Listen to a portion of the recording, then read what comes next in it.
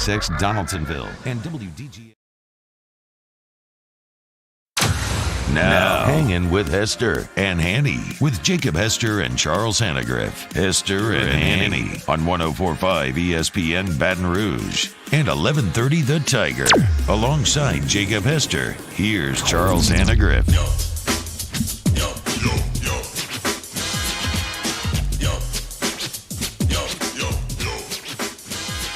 Good afternoon and welcome to Hangin with Hester and Hanny. 104.5 ESPN Baton Rouge, 1130 The Tiger up in Shreveport and on CST, as well as YouTube, our Hangin with Hester and Hanny page, 104.5 ESPN page. Cade Wazan on the video board, Danny on the audio board, Danny on the video board, Jacob and I here at the desk, and we'll tell you that game on for LSU and Arkansas. The test came back negative, or enough of the test came back negative for Arkansas that they will play with against LSU tomorrow at 11 o'clock. So good news there. This was a touch-and-go thing. If you heard Sam Pittman, the Arkansas coach, it was going to be close. I think he said we're very thin, extremely thin, whatever the wording was. But they got their test back today, and they're good to go. So that's good news. Yeah, it's good news. Good news because it's been 21 days since LSU's kicked it off. You need all these games that you possibly can with a young football team. The equipment truck was already in Fayetteville. You would have had to turn around. Good thing the plane wasn't already in the air. If you would have had to make that decision, that would have been a little stressful as well. But we have a football game. We have a football team that has enough people to play in said football game, and we're going to see boot meet ball this weekend. I would have laughed just a little bit at Gordy, who took off this morning at 7-something and had a layover in Dallas, of course, if he would have had to fly to Dallas and then drive right back now, we to know Baton Rouge. we know exactly. But I didn't wish that on him. But we know exactly what Gordy would have done.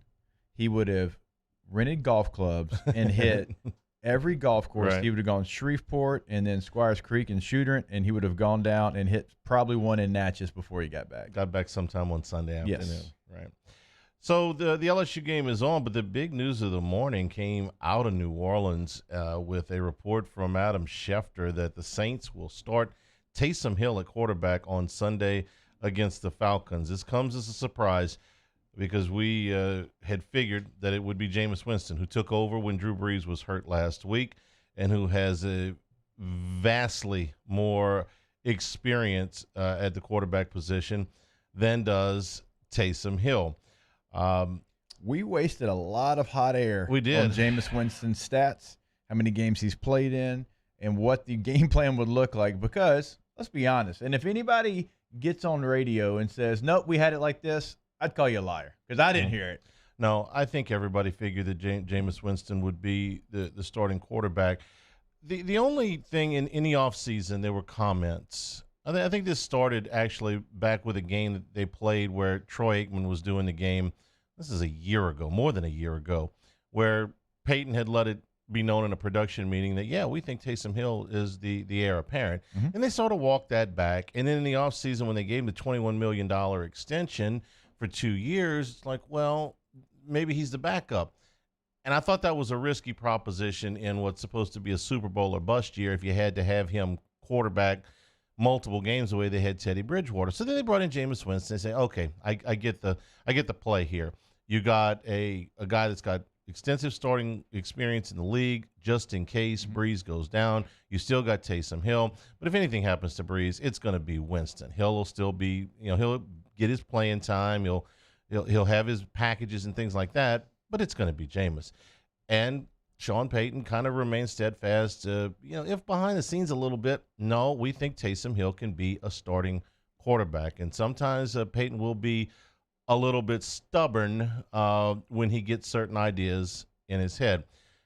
He is far too accomplished a offensive mind, far too accomplished as a play caller, as a head coach in the league to say this is just a crazy decision, because the guy's brilliant when it comes to offensive schematics. But this is a head scratcher. This is not a move I would have made. This is not a move that I saw coming. I think it's really, really risky because you don't know how Taysom Hill is going to be able to protect the football. And you lose one of these games, it could end up being home field advantage in the NFC playoffs. It could end up costing you a bye if you slip up and you lose one of these games. With an experiment with Taysom Hill, if he goes out and turns the ball over multiple times and you lose a game that you're favored in, then you're going to really look back at this decision and go, wait a minute, what were we doing? Yeah, so we take a look at last week's game. Obviously, Jameis came in when Drew went out. Now, Taysom was still in the game, of course, because he does so many different things for this Saints offense. But because of what we saw last week, you just assume it's going to be Jameis's team. And was there something that Sean Payton and the staff saw in last week's game with Jameis? Well, we talked about it on Monday. Wasn't a lot of good, wasn't a lot of bad. It was just kind of middle of the road as a guy you would expect coming in, not really game planning for this game. Okay, let's see what he does in practice. Was this something that maybe Jameis struggled in practice? I don't believe that to be the case either. It seems like their mind was made up, okay, if Drew goes down and we've got a week to prepare, it's going to be Taysom. And also, a source told ESPN that Winston is not going to be a part of any special offensive packages either. So it's not a situation where Taysom's going to do a little bit of this, but when Jameis comes in, maybe on third downs or whatever, they said, no, this is going to be Taysom's game. Okay, so that part of it we're going to talk about in length today. But also another part, what do you do with Taysom's role? Taysom's a big part of this offense. He plays 20 meaningful snaps a game. I mean, he's got a role as a tight end, kind of a back, receiver, whatever you want to call it. Okay, do you still do that? Or is that completely now out of the game plan? Because in third downs, he's one of the guys they go to. Okay, well, now who takes over that role? Do you try to replicate that, or do you say, nope, we're going to cut it? Does he still do some of that stuff, even though you don't necessarily practice it with maybe certain personnel that are in? Because sometimes, it's him and Drew in the game together. Who knows? Who knows what it looks like? But it is completely surprising that Taysom was named the starting quarterback from the first snap, and there's no packages for Jameis Winston. Couple of good questions out of the Bayou Ford chat. One is that could this be a ploy? Taysom Hill starts and then Winston plays most of the snaps. It's almost like, Kate, you didn't actually put that in the chat, did you? Because that's the exact same question you asked when we walked in here to do pre-show. That right. Maybe this is a ploy. Yeah. What constitutes a start? Is it just that he takes the first snap? Is that what's considered a start? You are on the field for the first play from scrimmage. Yeah, because you can be a starter. You can be the starting fullback, but if you're not out there the first play, you don't get credit for a start. Right. And then when your contract's tied to starts, I'm saying, like I've gone through this before, you don't necessarily get that start if you're not in there the first play. You go to Norv and say, look, man, don't start the game in three wides. I got one game enough to be able to hit my clauses in my contract. So thank you, Norv. I don't know if you knew that. I didn't. Norv. I don't know if Norv. Okay. I don't know if Norv knew it. Oh. But yeah, look, you got to start a set of games. And so is that possible? Yes. That's not what Schefter's reporting here. Yep. He's reporting that it's Hill's show. Is this some elaborate ruse by Sean Payton to get over on the Falcons? I guess it's possible. I wouldn't expect that, but I didn't expect this either. So, who knows?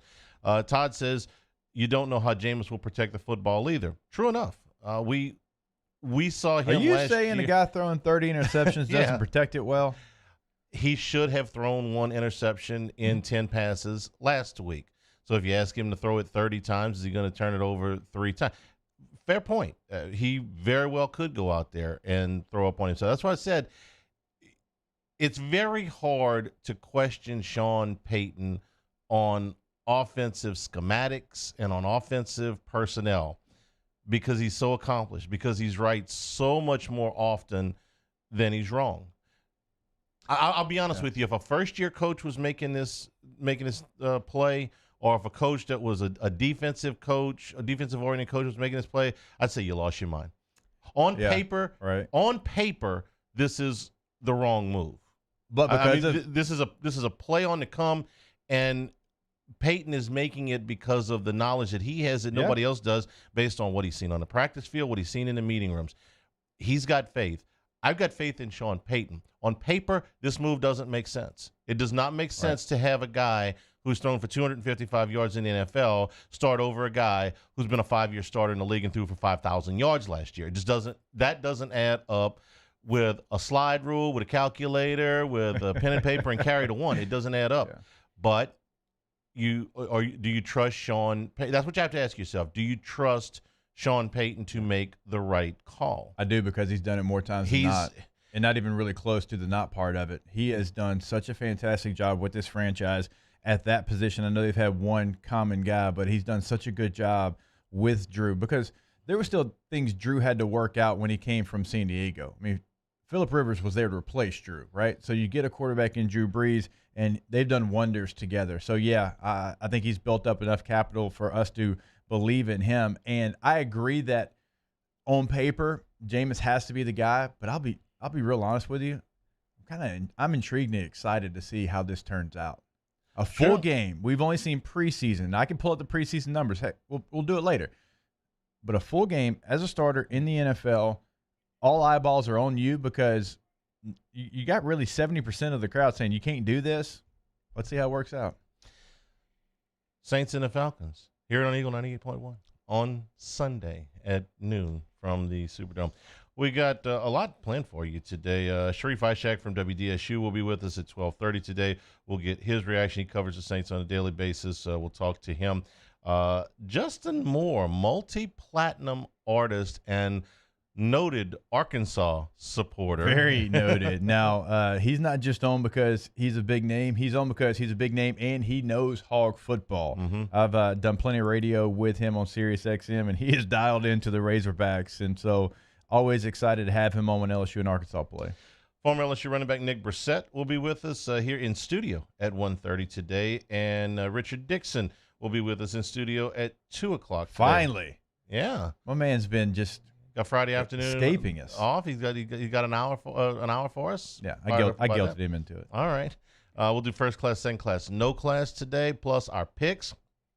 Hester finally beat me last week, so we'll see if he can keep that up. You feel good about your picks this week? I feel like there's, after last night, after having Tulsa -5.5 and winning that bet. If you had Tulsa last night, you are living right. I feel like someone's on my side right now.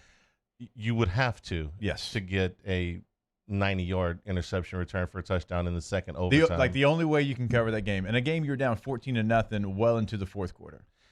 It's not the only way you can cover it, but it's probably the most obscure way you can cover it. Because if Tulane doesn't score there, well, you're going to kick 3. Yeah, if they don't score there, well, you probably kick the field goal if you're Tulsa. You probably so you win by 3. You probably do. And if they kick a field goal in Tulane, well, you go for a touchdown, that's only 4, and I needed 5.5. It's only 3 because you're not going to kick the extra point. That's true. So yes, you living right. Yes, living right.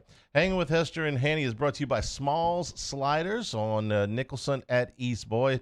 Slide on through for delicious sliders along with fries and a shake, just a short little drive off the LSU campus. Hanging with Hester and Hanny, 104.5 ESPN Baton Rouge. Hanging with Hester and Hanny. GoTro's outdoor power as we slide towards the end of 2020. And I know for many of us, if not all of us, 2020 can't come to an end soon enough. But the end of the year does mean reduced prices on a lot of SCAG equipment. You know SCAG, the top zero-turn unit on the market, whether in residential or commercial size. And they're making it easier than ever for you to get to a SCAG unit right now with 60 months interest-free financing.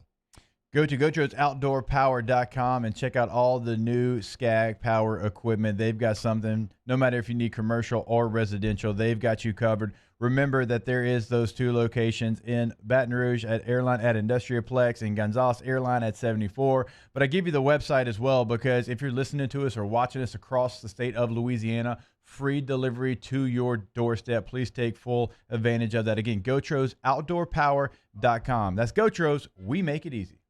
Our listeners fire off their opinions on the JimsFirearms.net hotline at 499-1045. Keep listening for your next chance to shoot us your thoughts with the JimsFirearms.net hotline on 104.5 ESPN Baton Rouge. Gulf Coast Bank and Trust is a local bank with a straightforward philosophy. It's about doing the right thing for our customers. Participating in our community with annual local fundraisers. Offering individual attention in a modern banking atmosphere with a trusted local company. Gulf Coast Bank invested in technology with a local touch, giving our customers the power to bank anywhere, anytime. We're building relationships through personal service as the bank that cares about you. Gulf Coast Bank and Trust, the bank that cares about you. At All Star Toyota, you get it all. If you're in the market for an all-new Toyota vehicle, come see our friendly and knowledgeable sales team at All-Star Toyota. Located in Baton Rouge at the corner of Airline and Goodwood, we've been serving our community since 2005 by offering a large selection of new Toyota cars, trucks, and SUVs. Get behind the wheel of your dream car and take a test drive at All-Star Toyota today.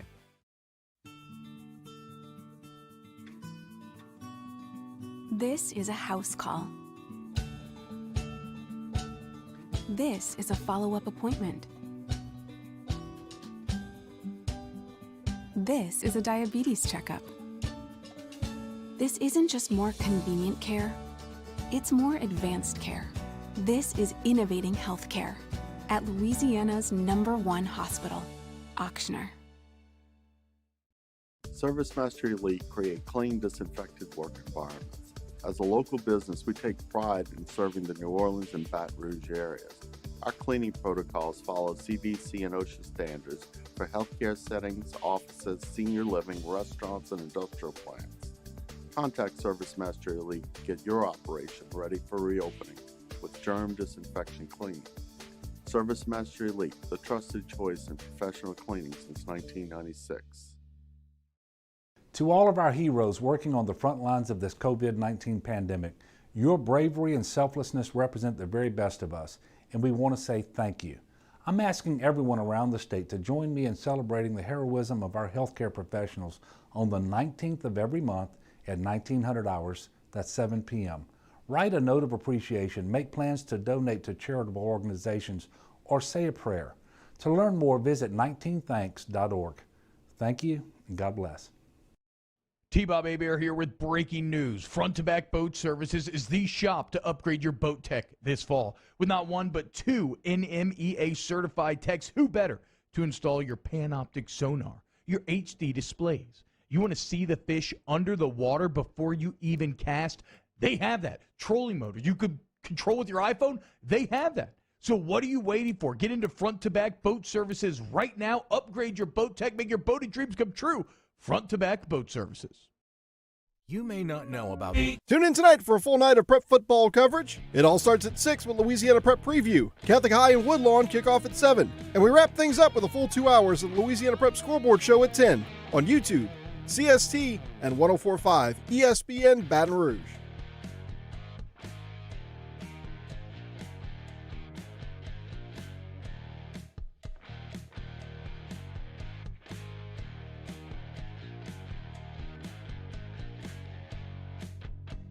Hangin with Hester and Hanny on 104.5 ESPN Baton Rouge and 1130 The Tiger. What if you have Taysom Hill as a tight end in the fantasy league? You are feeling blessed right now because ESPN, he is eligible at quarterback and tight end. He is eligible at tight end, and you get the quarterback numbers. Wow. So if you had, say, a really good tight end at the beginning of the season, like, I don't know. Let me throw a name out there. George Kittle. And he got hurt. And you had to pick up a tight end in week 8. Yeah. And you said, what the hey? Give me Taysom Hill. I might get a rushing touchdown. I might get a passing touchdown. I might get a receiving touchdown. And if not, my choices are like Chris Herndon at this point. Give me Taysom Hill. And then you pick up your phone and find out that like half a dozen guys in your league want to fight you. They're not happy with you. Yeah. Happened to I was asking for a friend. Hey. Yeah. Happened to a friend of mine. It's ESPN's fault. Shouldn't have listed him as a tight end. But how can you blame him? Because he plays everything. You ever play one of those fantasy baseball leagues where you get the pitcher's numbers to hit? So if you get Madison Bumgarner, you get like 3 home runs a year or something like that. Well, this is kind of like that. Plus some, though. It's not my fault. No. It's just smart. I had to pick up somebody. I'm not this smart. I'm not smart enough to pick him up and say, hey, you know what? He's going to be the starting quarterback in 3 leagues. I'm in 3 different leagues, and there are 3 different platforms, and only one of them is allowing him to be placed anywhere but quarterback. Trust me, I checked this morning. Right. It's like the first thing I did. You and thousands and thousands of other fantasy players. But we are starting to see some people who cover the Buccaneers, some people who cover the Falcons that are kind of laughing at this decision right now. In fact, Anthony Beck, who does a great job covering the Buccaneers, said former tight end himself. Yeah, said this is so much better for the Bucs. It's not even funny. Bucs fans should be applauding this decision by Sean Payton. Again, on paper, this makes no sense. It doesn't. It's there's no number that you can point at and say this is a good idea. It's Sean. You are going to have to take Sean Payton on trust, and on the resume that he's built over a 15-year career as a head coach in the NFL. Without question. Now, it hasn't been that Taysom has been bad. So when we're saying numbers, like we know the numbers are limited. We're not saying he's been awful. It's just he hasn't been a quarterback. He's been a guy that's kind of been the slash. He's been a guy who's played so many different roles. He's had opportunities to throw the football, not a lot of them, but it's Jameis Winston has had so many moments as a quarterback in this league. Now, good and bad, but he's had a lot of good moments. He's got that experience. That's why everyone pointed to, it's going to be Jameis. We all knew Taysom would have a role. Taysom was still going to do what he did even when Drew Brees. Because if you're going to take Drew Brees off the field to bring in Taysom Hill, you sure as hell we're going to take Jameis off the field to bring him in for his special packages. But him being the starting quarterback from the first snap, and it looks like he's going to be the guy unless he proves he can't, that is one of the more surprising things in this football season. Tell me another situation for a contending team, and contending team is very important in the context here, because we see teams that are out of contention later in the season play younger, inexperienced quarterbacks over veterans all the time so they can see what they got. A contending team is a whole different thing. You usually put the guy that is the more experienced. If there was another contending team that had this discrepancy in numbers in their career stats, I can't think of another coach that would make this call. But he's Sean Payton. Do you trust him? It's not to say he's infallible. I mean, he's made mistakes before, but Payton has built his reputation on being able to get the best out of offensive personnel. Drew Brees is going to the Hall of Fame, and up until 2 years ago, I think, he had never had a Pro Bowl receiver. I mean, the guy threw for 60,000 yards without a Pro Bowl receiver. Yeah. Well, Payton had a little bit something to do with that, I would say. They have reclamation project after reclamation project that they brought in here, drafting guys on the come that you would never. I mean, did you ever think Jimmy Graham would turn into to what he did? A Jari Evans on the offensive line, Alvin Kamara. Marcus Colston. Marcus Colston. I mean, the entire league passed on Alvin Kamara twice. He traded up for Alvin Kamara. Alvin Kamara, Tennessee, right? What are you doing? But he became Alvin Kamara. Yeah. That's why he gets, for the moment, the benefit of the doubt. Am I telling you I agree with the decision? It's not a decision I would have made, but what I know compared to what Sean Payton knows about offense, I mean, I could start studying right now for the rest of my life. I'd have to live to be 120 to catch up with him. That's the only thing that this decision has going for it, is that Sean Payton is making it. If pretty much any other coach were making this decision, I think you'd look at it and go, you lost your mind. Even good coach. I mean, maybe Belichick, just because he gets the benefit on everything. Imagine if Adam Gase made this choice. You would say Adam Gase has lost his mind. They would show the pictures of his press conference when he got introduced. With the bug eyes. Yeah. Well, Adam Gase has made 850 mistakes a week since he's become the coach. Okay. Well, Adam Gase doesn't get the benefit of the doubt. Nope. Okay. If Pete Carroll had to make this decision, or I'm going to leave Belichick out of it because he's John Harbaugh had to make this decision. Well, those guys they're Super Bowl winning coaches, but they don't have the offensive pedigree that Peyton does. They made their names mostly on the other side of the ball. I mean, Sean McVay, great offensive mind, but he doesn't have Peyton's resume. I can't think of another coach in the game, like I said, outside of Belichick, just because he could say that the moon's made of cream cheese and we'd have to believe him, that would be able to make this call and you go, okay, I got to see. Anybody else, you just say, you lost your mind. And I think that's what you're getting from the Saints fan base. From everything we're seeing, they're like, I'm surprised by it, but we trust Sean Payton. He's done it, too many times for us to say, no, we doubt him in this choice, this decision. So that's kind of what you're getting from the fan base. And I think that's probably fair. I I mean, because everything you just said, everything he's done to his franchise, we've all been Saints fans for a long time. We know what the franchise history was before he got here. Mm-hmm. And since he's been here, one of the top franchises in the NFL, one of the most well-respected. Now, ownership and other people have helped in that. There's, no question about that. But, yeah, you got to go out there and you got to say, okay, he's seen them in practice. He's seen them in camp. He's seen them in the quarterback room, which is very important in this situation. Okay, he believes that this guy gives him the best chance. I can't remember any times, very, very few, where I've watched the Saints play and thought they had made a glaring personnel error in who they were playing.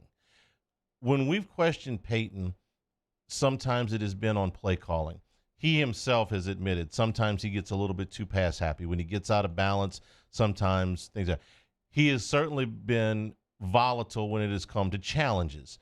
When that rule first went in, the red flag stayed on the field. He's gotten better as he's gone along, but he's still a little bit too trigger happy with the challenge flag. His percentage there is not good. There are times where they have forced the hand of the general manager to move up in the draft for players that he wanted. Some of them, a lot of them have worked. Mm-hmm. They haven't all worked. But I can't remember, help me out in the Bayou Ford chat, where you've looked at it and gone, man, that guy's out there and the other guy ought to be out there. That you thought the better player was sitting on the bench. Because I'm hard-pressed to come up with one. Maybe the very beginning of Mark Ingram's career when he was struggling those first couple of seasons. But even that, it's not like they had a world beater behind him. Right. There's just very few, if any, times where on the roster, no, not in the draft. Okay, that's different. It's different. But guys that you actually had on the roster is like, why you still got that guy out there? Maybe some of the defensive backs, but even then, it's not like jumping off the page. Yeah. To your point, there's not been a situation. I think more than anything, he's shown. We took this guy in the second round. We took this guy in the sixth round. You know what? This guy in the sixth round is better than the guy we took in the second round, and doesn't just hang on a guy's draft stock because they made the pick and he's embarrassed by it. So many GMs. I know he's never been a GM, but he's got a lot of say-so in that building. No. This guy's going to play because he's better. We messed up. Okay, whatever. We got a better player here. And not every coach in the league, people don't believe this when I tell them, but not every coach in the league can watch a team practice and say, that guy's the best, that guy's the second best, that guy's the third best, and get it right with the percentage that Sean Payton does. I say that happened to baseball coaches all the time. It's like, you go out there and watch a showcase and tell me in order who the best 5 players are, you'd be amazed how many coaches can't do. I can't do that. But I'm talking about coaches, professional coaches that can watch a baseball showcase and can't put the top 5 guys in order. I mean, it's hard sometimes. It's hard here too. He's as good at it as anybody I've ever seen, which is why I'm saying you got to, on some level, trust him, because the numbers do not support his argument. We'll get Sharif Ishak's thoughts on it. He's out there with the Saints pretty much every day from WDSU in New Orleans. We are brought to you by Smalls Sliders. Slide on through Nicholson and East Boyd, just off the LSU campus, for delicious sliders, fries, and shakes. This is Hangin with Hester and Hanny, 104.5 ESPN Baton Rouge. Hangin with Hester and Hanny. All right, brought to you by Richard Honda every single day, the title sponsor of our show here, and you can find them online at richardhonda.com. I've been telling you over the last couple of weeks that buy from home option right there on the homepage, a 7-step process. Let's go through those 7 steps. You select your vehicle, and then you unlock your lowest price and payments in step 2. Step 3, you fill out just a little bit of information. Step 4, you get that garage key code. And then step 5, you're able to compare up to 4 vehicles to make sure you selected the one that best fits your needs and lifestyle. Step 6, you figure out exactly what features you want on this vehicle. You finalize everything. And then step 7, it's easy. They deliver the car to your doorstep. It's an incredibly easy process right now on the homepage of richardhonda.com. But we always tell you, go see them at I-12 and Millerville, because they have over 700 new and pre-owned vehicles on the lot. Cars, hybrids, midsize, full-size SUVs, vans, trucks. They've got you covered from every angle over at Richard's Honda, home of the warm and fuzzy feeling. We opened up the playbook and expanded our coverage. Listen daily in high definition on 98.1 HD2. We are 104.5 ESPN Baton Rouge. At All-Star Toyota, you get it all. If you're in the market for an all-new Toyota vehicle, come see our friendly and knowledgeable sales team at All-Star Toyota. Located in Baton Rouge at the corner of Airline and Goodwood, we've been serving our community since 2005 by offering a large selection of new Toyota cars, trucks, and SUVs. Get behind the wheel of your dream car and take a test drive at All-Star Toyota today. Le posso offrire un caffè? Andiamo insieme da me, non c'è. Call Mr. Electric today for electrical repairs, upgrades, and installations. Gulf Coast Bank and Trust is a local bank with a straightforward philosophy. It's about doing the right thing for our customers. Participating in our community with annual local fundraisers, offering individual attention in a modern banking atmosphere with a trusted local company. Gulf Coast Bank invested in technology with a local touch, giving our customers the power to bank anywhere, anytime. We're building relationships through personal service as the bank that cares about you. Gulf Coast Bank and Trust, the bank that cares about you. This isn't just another day. It's so much more.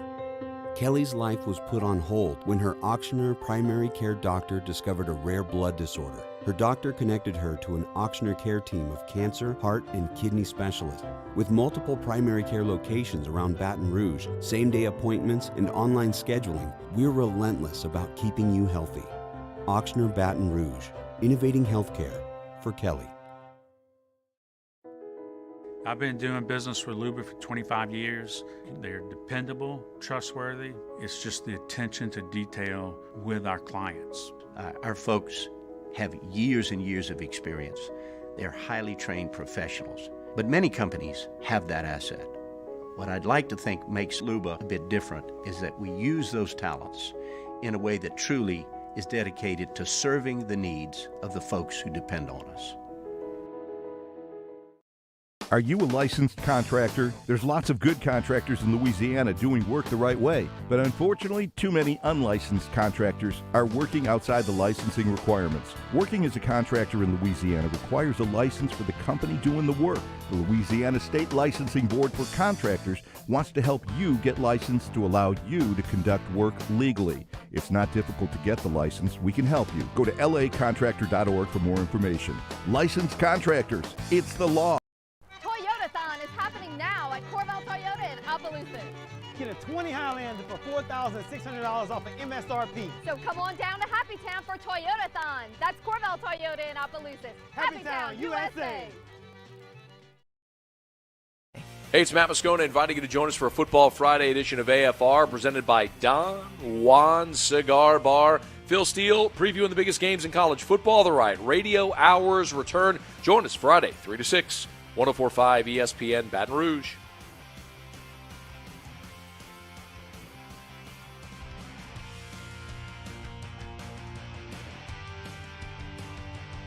Hangin with Hester and Hanny on 104.5 ESPN Baton Rouge and 1130 The Tiger.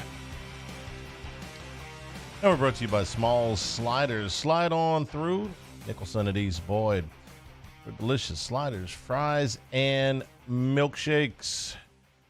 Our friend Sharif Ishak from WDSU in New Orleans is with us. He covers the Saints. Sharif, good afternoon. How you been? Good, Charles. How are you? Outstanding. So did this news catch you completely by surprise, and what do you think of the call to start Taysom Hill? It caught me a little bit off guard, and the only reason why I say that is because you put Taysom in there, you're losing an extra weapon on offense. We're going to hear from Sean, I guess, around 1:45, 2 o'clock. Taking him out of the offense limits you in case Josh Hill and Traquan Smith don't play, because both of those guys suffered concussions last week. That's my only concern. Like, where are your weapons going to come from? I understand that Sean has gotten the job done with other guys this season at other positions, but that's with Drew Brees playing quarterback. So it's an interesting move in that sense of it. But they paid him $21 million this offseason, Charles. I mean, they have to see if he is indeed going to be this future quarterback of this franchise. So I guess you take a shot now with, I guess, a game and a half lead over the Tampa Bay Buccaneers. He's taken all the snaps, according to the report in practice, all week. So I just want to see if he can go through his reads. I mean, you've seen so many times when he gets back there as a quarterback, he looks at one receiver, and if he's not there, he takes off. I want to see him go through his progression. I want to see him go through his reads. I don't want to see him panic. I don't want to see him take off. I want to see him step up in the pocket or sit in the pocket and make a play down the field or hit the intermediate route. So that's what I want to see from Taysom as a starting quarterback. Sharif, do you think this was something that happened this week in practice, maybe something they saw in the game when Jameis came in last week, or was this always the plan? If Drew goes out for any extended period of time, we're going to go to Taysom. Well, we've heard Sean Payton say it over the years that he thought that, the future quarterback is in the building, and that's what he was talking about was Taysom Hill. Even in March, Sean Payton reiterated that he thinks Taysom is the future quarterback, and maybe they say, hey, this is the right time to give him a shot. I understand, Jameis went in there at halftime, and, most of the game plan is always tailored around Drew Brees. He did an all right job. He made two bad throws, I thought. He almost got picked off when he tried to throw the pass over the middle, and, the one pass or two passes to Michael Thomas when they had to kick a field goal near the 5-yard line. But I just think that's what Sean Payton wanted. He wants to show everyone that he can back up his word that Taysom is the future quarterback. Now, let's see what a full week of game planning will do. Now, I wouldn't rule out both guys playing. Maybe he does start. Jacob, maybe he does start, but maybe Jameis comes in there and he plays as well. Starting doesn't necessarily mean you're going to play the entire game and Jameis isn't going to get snaps. So that's where I'm interested to hear if Sean Payton mentions that today. Hey, both guys will play. Just because one guy's starting doesn't mean the other guy isn't going to play. Sharif, then to Schefter's report, which was that Hill had taken all of the first-team reps, that there was not a package in place for Jameis Winston. And if there is, you splitting the reps in an NFL practice is not something that is very common. In fact, it's exceptionally rare, especially at this point in the season. Does that really sound like something that Sean Payton would do? Splitting reps in practice? Right down the middle for two quarterbacks.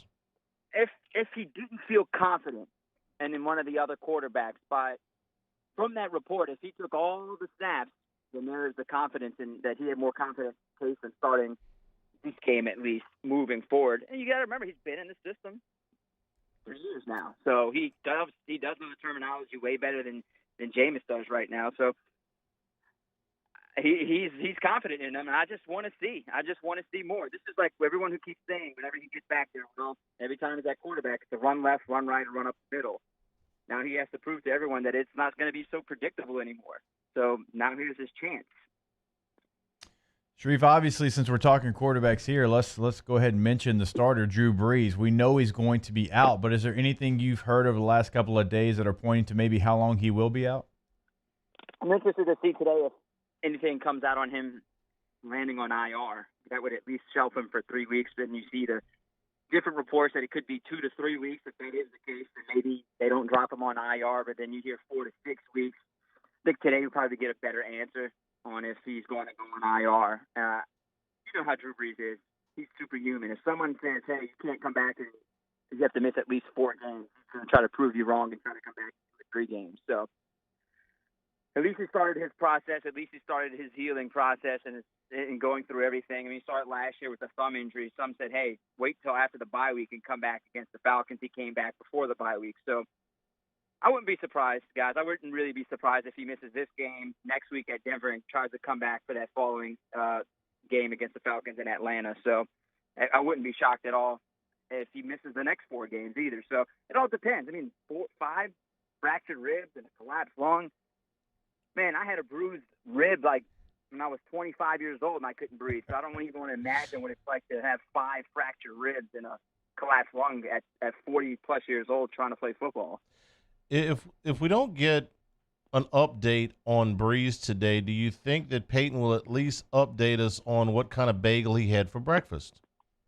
I'm sure someone's going to ask him about his bagel today. I mean, poppy seed, steamed. I don't eat bagels, guys. I don't know what those are about. And I guess, he was in a good mood eating his bagel. I guess he knew the questions were coming about Taysom and Brees' injury. I'm sure you're going to get the questions again today about Brees' injury. How long do you think you guys are going to drop him on IR? We're not even sure if Sean Payton's going to even tell us if Taysom Hill's going to be the quarterback today. He could say, hey, you'll see Sunday whenever we kick off the game who's a starting quarterback. It's not necessarily true, or what he says today is just because we see the reports doesn't mean Sean's going to come out and tell us. But I can tell you now that the Zoom interview says Sean Payton, players to be determined. So maybe that's a tip of the cap to maybe they let Taysom talk today, and he will be the starting quarterback. So interesting to see around 1:45, 2 o'clock what Sean Payton actually does. Sharif, we appreciate it. We'll let you go and enjoy the game on Sunday. It's certainly taking on a different twist. Well, yeah, a lot more eyes on the game now if it is to indeed Taysom. So, yep, we'll enjoy with 6,000 fans. Have a great weekend, Sharif. All right, guys. Thanks a lot. Sharif Ishak from WDSU. You know, something we hadn't even talked about really this week because there's been so much news, because we've asked about Drew Brees and how long he was going to be out. Obviously, this news today, we're reacting to it, is the opponent.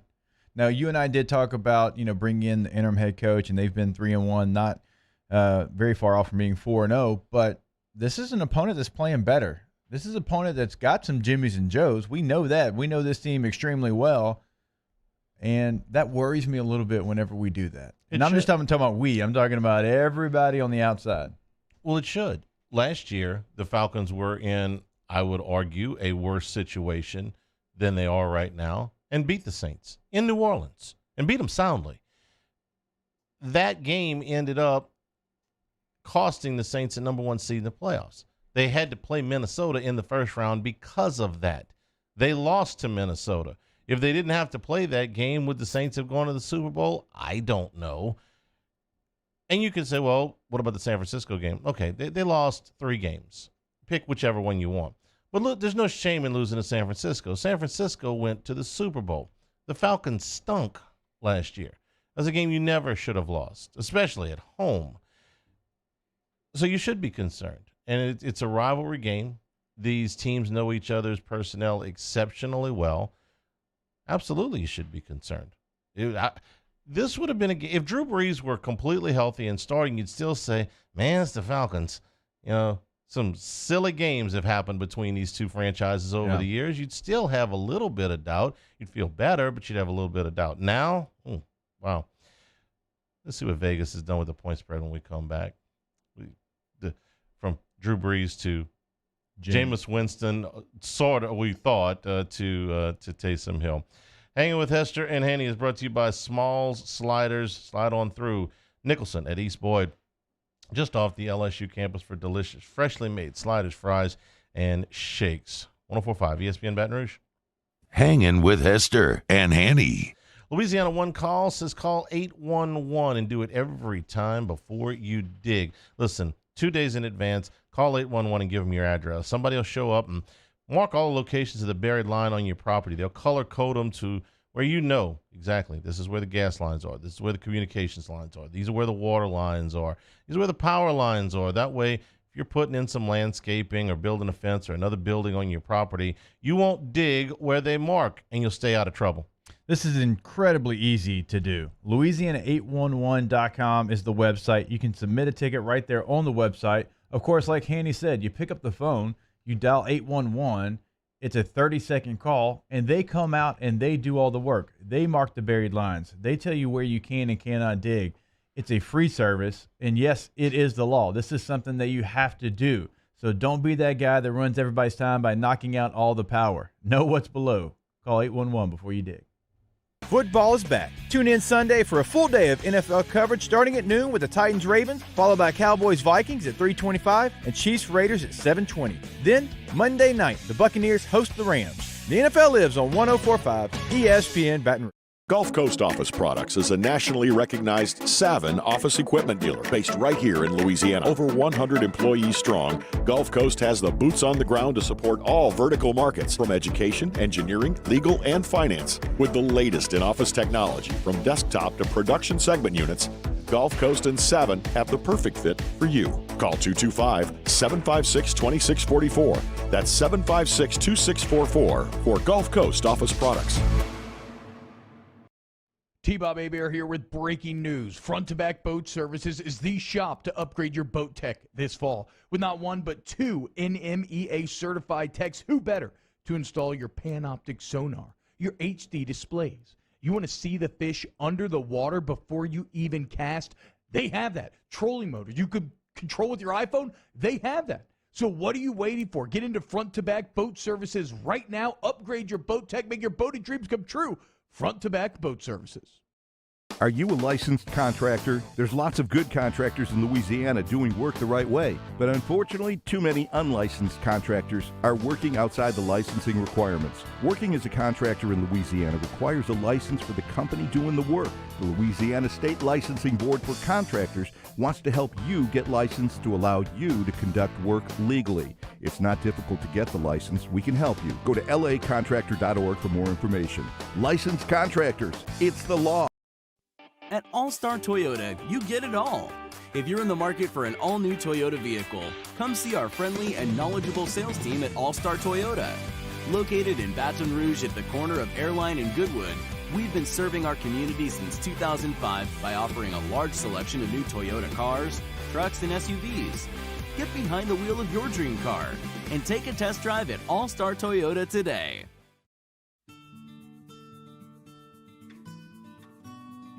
This is a house call.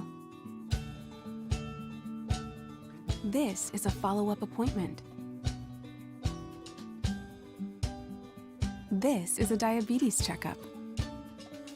This isn't just more convenient care, it's more advanced care. This is innovating healthcare at Louisiana's #1 hospital, Ochsner. ServiceMaster Elite create clean, disinfected work environments. As a local business, we take pride in serving the New Orleans and Baton Rouge areas. Our cleaning protocols follow CDC and OSHA standards for healthcare settings, offices, senior living, restaurants, and industrial plants. Contact ServiceMaster Elite to get your operation ready for reopening with germ disinfection cleaning. ServiceMaster Elite, the trusted choice in professional cleaning since 1996. To all of our heroes working. Monday edition of Game Time, live from Natchez, Mississippi at 100 Main, presented by visitnatchez.org/responsibly. Taysom Hill's first start. Tigers playing for pride in Arkansas. We'll recap it all on 104.5 ESPN Baton Rouge.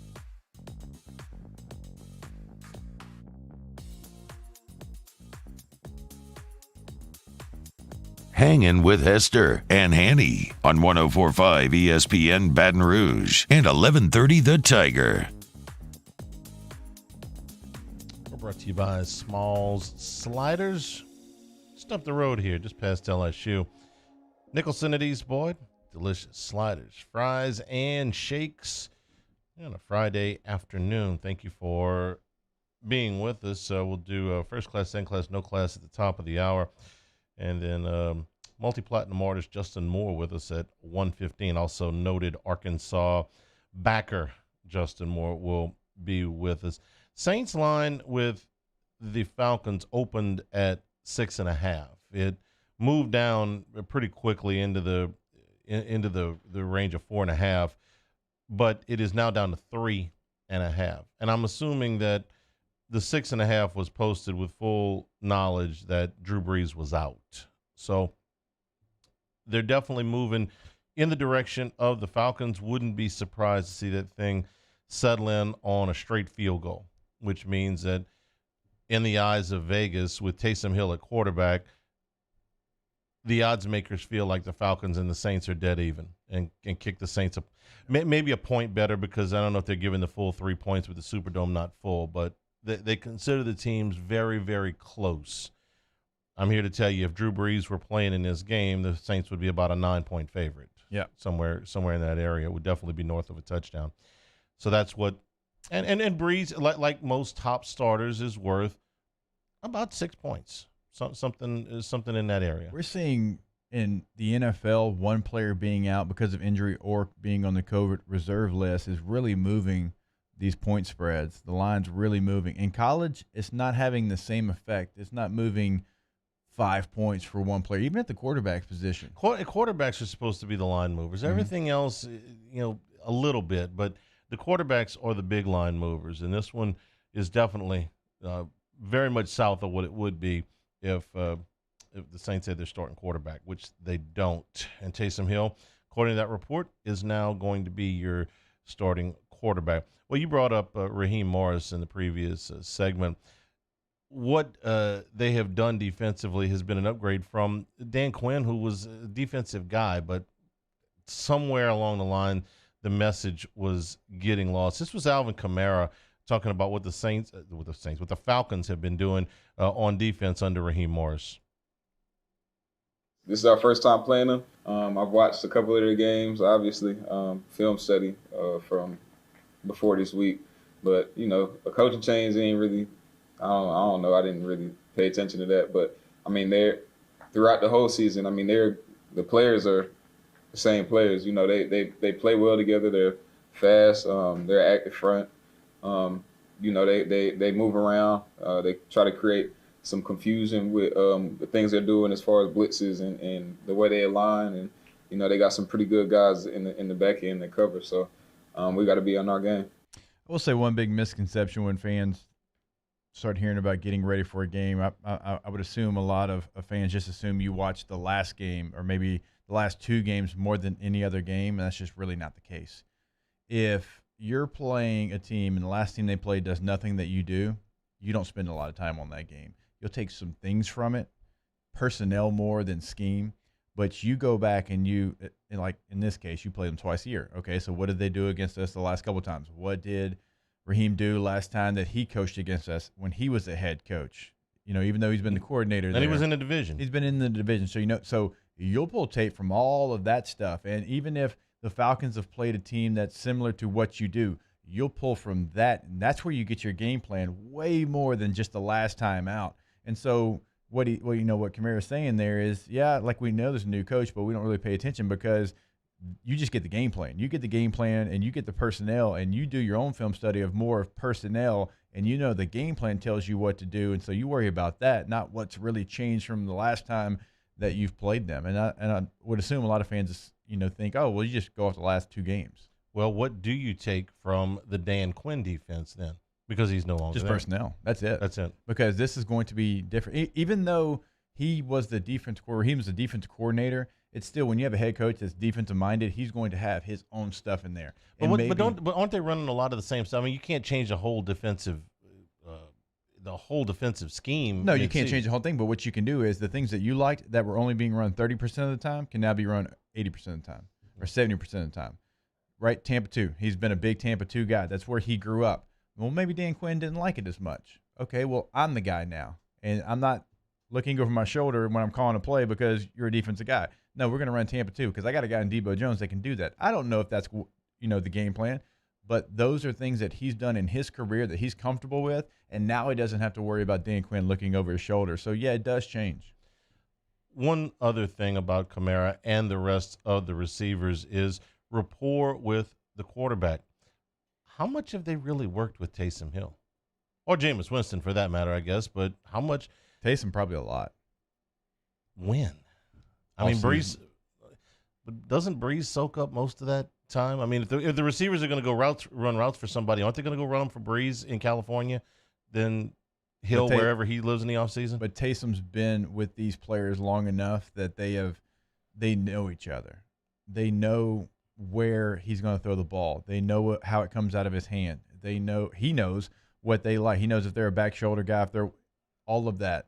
There's probably been a lot of reps because Drew does bring out everybody to San Diego. They do have those training sessions. You know, he's been with this team for a little bit now. He knows kind of the personalities. He's had full off seasons where Jameis didn't have full off seasons. Not saying they don't have some rapport, but I would think Taysom Hills is better with really any skill player that you throw out there.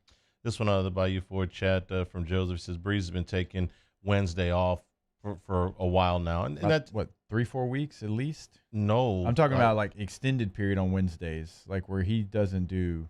I was going to say like going back a year or two or more. But on Wednesdays when he was last year, the Wednesday schedule was he was doing the individual work, he was doing the walkthrough work, and he was doing the 7-on-7 work. I don't think the last 4 Wednesdays, I don't think he's done anything, if I'm not mistaken, outside of walkthrough. His comment was, I got some stuff going on in there, meaning his shoulder. Yeah. I'm 41. I got some stuff going on in there. It was going to limit him in practice. And I think we made mention of it on the shows. Well, if Brees wants to take part of practice off, then my goodness, the rest is the rest is more important than going out there and getting extra reps. So maybe Taysom Hill has taken a lot of those. In my head, I was thinking that Jameis Winston had taken more of those, but I'm not out there, so maybe not. Maybe it is. Maybe it is that time that they have gotten into some kind of rapport with Taysom Hill. I don't know why I've got this excited feeling about something different, something that they've been working on that we haven't seen, they hadn't rolled it out there because Taysom's never been the guy. Like two-back systems and both guys in the backfield, Murray and Kamara back there at the same time. I fully expect there to be a different look to this offense. Not unrecognizable, but a different look. Well, Hill does provide you with additional options that Brees doesn't in the run game. And you have to be smart in your play calling. You have to give him the throws that you know he can make. And if you bring in Winston and you split him out like they do when they bring Thielen, you can actually throw the ball to him. Like when they said, hey, don't throw the ball to Drew. Throw the ball. Chase it if you want. First class, second class, no class at the top of the hour. We're brought to you by Small Sliders. Hanging with Hester and Hanny, 104.5 ESPN Baton Rouge. Hangin' with Hester and If I built a van, it would do more than haul. It would carry my entire business. I'd make it available in dozens, make not thousands of configurations. It would keep an eye on my fleet. And an eye out for danger. If I built a van, I'd make it available in diesel and gas. And I'd build it right here in South Carolina. Introducing the all-new Sprinter, starting at $33,790. Built in the USA. Mercedes-Benz. Vans. Born to run.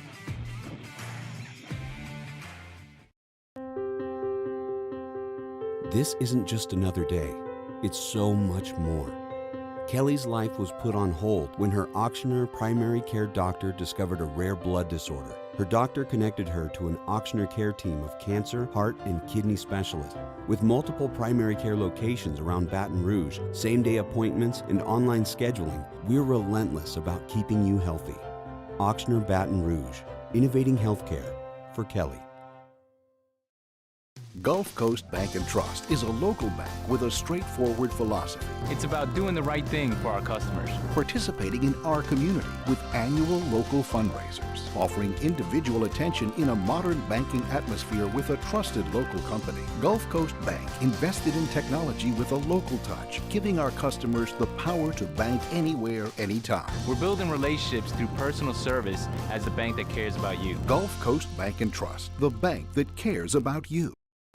At All-Star Toyota, you get it all. If you're in the market for an all-new Toyota vehicle, come see our friendly and knowledgeable sales team at All-Star Toyota. Located in Baton Rouge at the corner of Airline and Goodwood, we've been serving our community since 2005 by offering a large selection of new Toyota cars, trucks, and SUVs. Get behind the wheel of your dream car and take a test drive at All-Star Toyota today. ServiceMaster Elite create clean, disinfected work environments. As a local business, we take pride in serving the New Orleans and Baton Rouge areas. Our cleaning protocols follow CDC and OSHA standards for healthcare settings, offices, senior living, restaurants, and industrial plants. Contact ServiceMaster Elite to get your operation ready for reopening with germ disinfection cleaning. ServiceMaster Elite, the trusted choice in professional cleaning since 1996. To all of our heroes working on the front lines of this COVID-19 pandemic, your bravery and selflessness represent the very best of us, and we want to say thank you. I'm asking everyone around the state to join me in celebrating the heroism of our healthcare professionals on the 19th of every month at 1900 hours, that's 7 p.m. Write a note of appreciation, make plans to donate to charitable organizations, or say a prayer. To learn more, visit 19thanks.org. Thank you, and God bless.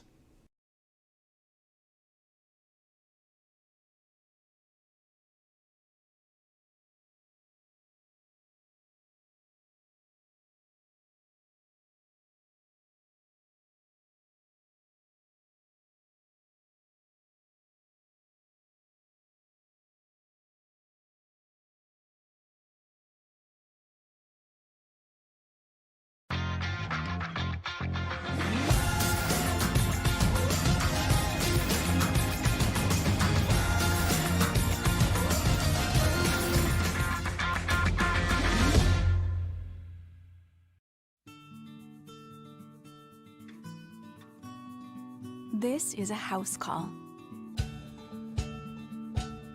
This is a follow-up appointment. This is a diabetes checkup. This isn't just more convenient care, it's more advanced care. This is innovating healthcare at Louisiana's #1 hospital, Auctioner. Hand injury lawyers. Now, Hangin with Hester and Hanny with Jacob Hester and Charles Hannagriff. Hester and Hanny on 104.5 ESPN Baton Rouge and 1130 The Tiger. Alongside Jacob Hester, here's Charles Hannagriff.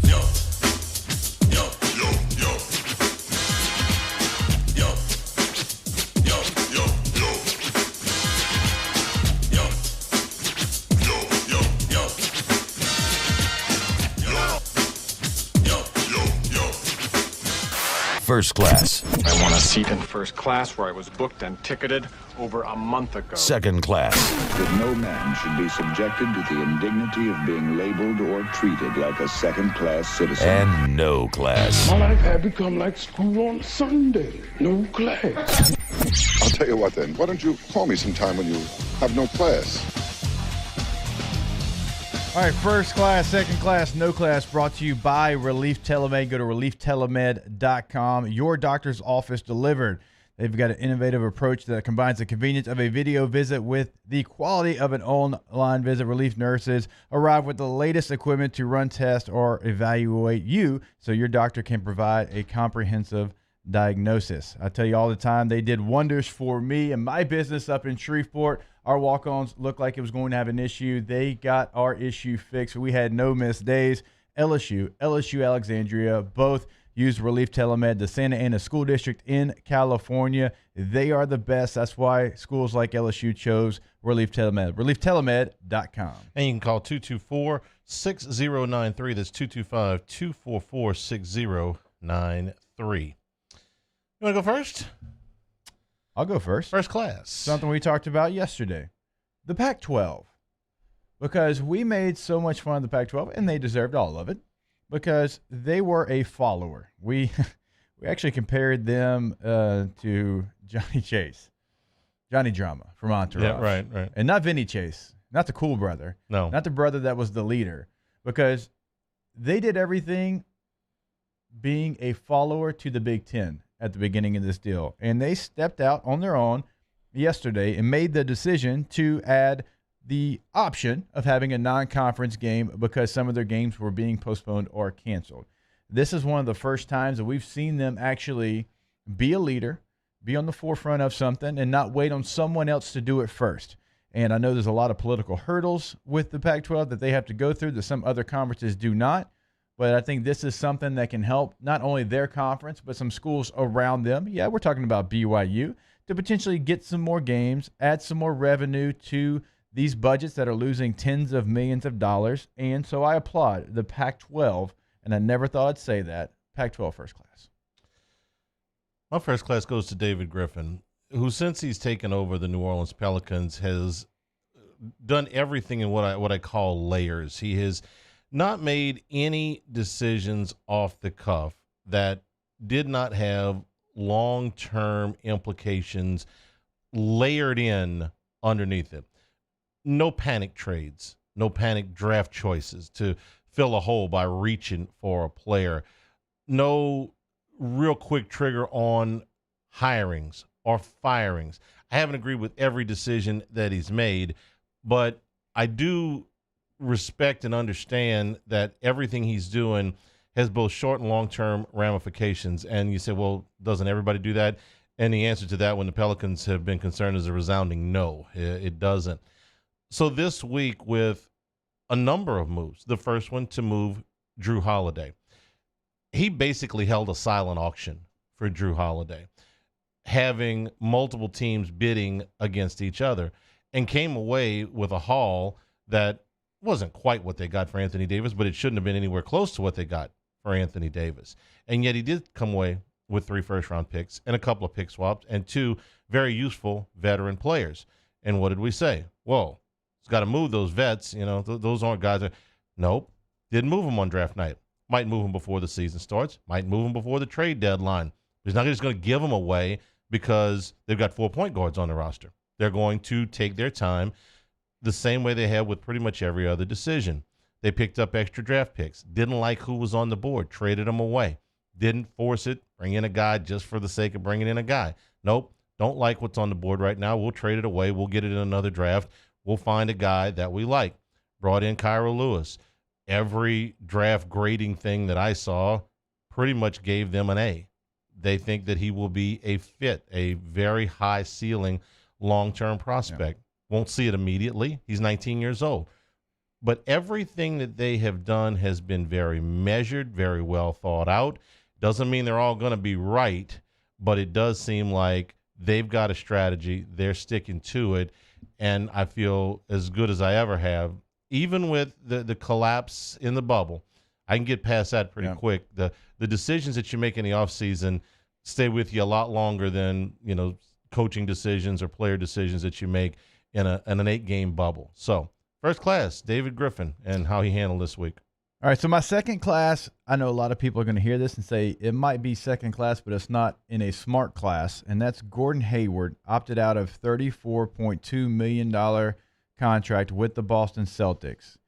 And I realize that might not sound like the smartest move, but I can appreciate a guy that is betting on himself, a guy that sees a situation that might not be best for him and his fit, and he's going out now, and he's going to see what he can hit on the open market because he's had injuries.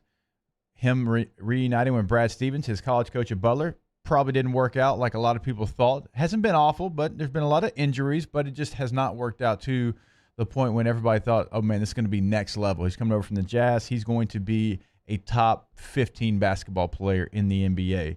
And so I can always appreciate a guy that searches out competition. He's going to try to get back on track with a new team. This is a guy that averaged 17.5, 6 rebounds, and 4 assists in 52 games last year. I might have also put this in my second class, good with a chance to be great, because I'm hoping my New York Knicks, who just cut a lot of people off their roster, they have the salary cap, make the move. Let's go, Knicks. I actually did not hate who you drafted. I haven't been able to say that, I think, since John Starks got drafted. So please do the right thing. Sign Gordon Hayward. Did they cut the owner? They did not. Okay. They're still very valuable, so they're not going to, you still got that one little small problem that's left. He's still got some game left, right? The owner? No. He's never had it. Gordon Hayward. Yeah, he can still play. How much? That's going to be the question with him. I guess it'd be too easy to say Taysom Hill is second class. We'd spend an hour talking about Taysom Hill, so I'll move on from that. LSU football. Tomorrow you got a chance, and it's not that they've been good with a chance to be great. They've been bad with a chance to redeem themselves somewhat tomorrow. Listen, they go out and they win tomorrow. It's not going to erase what happened against Mississippi State or Missouri or Auburn. It's not going to erase any of the off-the-field stuff that they very much have to deal with. But for the last 3 weeks, the players on the current team have been told just how bad they are because they've been bad. It's been deservedly so. Coaches have been told, you're doing a lousy job, and they have been. The off-the-field stuff is a completely different thing. I'm just talking about this football team, the players on this football team. I'm not talking about the long-term ramifications of the program. I'm not talking about recruiting. I'm not talking about the legal stuff. All that. I'm just talking about these 50 or 60 whatever guys they're bringing tomorrow that are going to go out there for the first time in 3 weeks, and it's like, I know you can do better than what you have been doing. So show us. Take a little bit of pride. You've been cooped up for 3 weeks. You didn't know until about 3 hours ago for sure that you were even going to get to play this game. And I saw one of the players that tweeted out, man, if we don't get to play this game, I think it was Ty Davis Price, just kind of like, man, don't make us sit around. Okay. Yeah. Wish granted. The game on. Go out there and muster up a little pride. This is not a team that, frankly, has anywhere near the talent that you do. You should win this game. But if Arkansas plays the way they have and LSU plays the way they have, then Arkansas is going to win the game. But it doesn't have to be that way. Right. So here's your chance to redeem yourself. Take out 3 weeks worth of frustration. Take all your anger. I can't do the improv voice like T-Bob does. But hey, listen, you got a chance to redeem yourself and at least feel good about something for a week anyway. So, LSU football. Yeah, you hear a lot about pride and giving a damn at about 2 o'clock when Richard Dick Dixon sits in the studio with us. I can promise you that. That will be talked about. I'm going to get some popcorn. Exactly. And I'm sure Nick Brissett at 1:30 probably has something to say about that as well. All right. My no class goes to Anthony Davis. Reports are Anthony Davis is waiting before he commits to the Lakers long term because he wants to see what LeBron does first. He wants his contract to line up with LeBron so they're there at the same time. My problem with Anthony Davis has always been I feel like I know that he doesn't want to be the guy, doesn't feel like he can be the guy, doesn't feel like he can take it by himself. He's got to have a partner because that's what everybody else in the NBA does. Dude, you are a unicorn. You are a physical freak. You should be a guy that everybody else gets built around. You shouldn't be going to search and see which star you want to play with or waiting on what LeBron does. Be your own man because you're good enough to do that. And seems like a great guy. Seems like a good human being. I don't know him from Adam. I don't know that. But just some of his choices have been that of a secondary piece and not the piece. And he has the piece talent, but mentally it just seems like he is not there. And I don't know if he's ever been there. I know when he wants to be the guy. When it comes time to get paid, that's when he wants to be the guy. Am I wrong? I mean, No. that's what this contract's about. That's what the last contract is about. When it comes time to get paid, then he wants to be the alpha dog. Rest of the time, I don't even know then. I don't know if he has. I don't know if he has that personality trait in him. In any situation, his agent does. That's fair. Okay, this is going to go a little bit against something that benefited you, but earlier this year, the Tulane Green Wave had a 24-0 halftime lead against Navy. You know, Navy, the aerial assault that just never quits to come back from 24 points down, throwing the football. Yeah. They did, and they won. They got up 24-7 on a Houston team that was playing their first game. Some fluky plays in there to get them to 24-7, but 24-7 nonetheless. They lost that game. Last night they were up 14-0, and then in the fourth quarter had an opportunity to stop Tulsa on a 4th and 13. Couldn't do it. Got down to where they had a Hail Mary on the last play of regulation to stop them. Couldn't do it from the 37-yard line.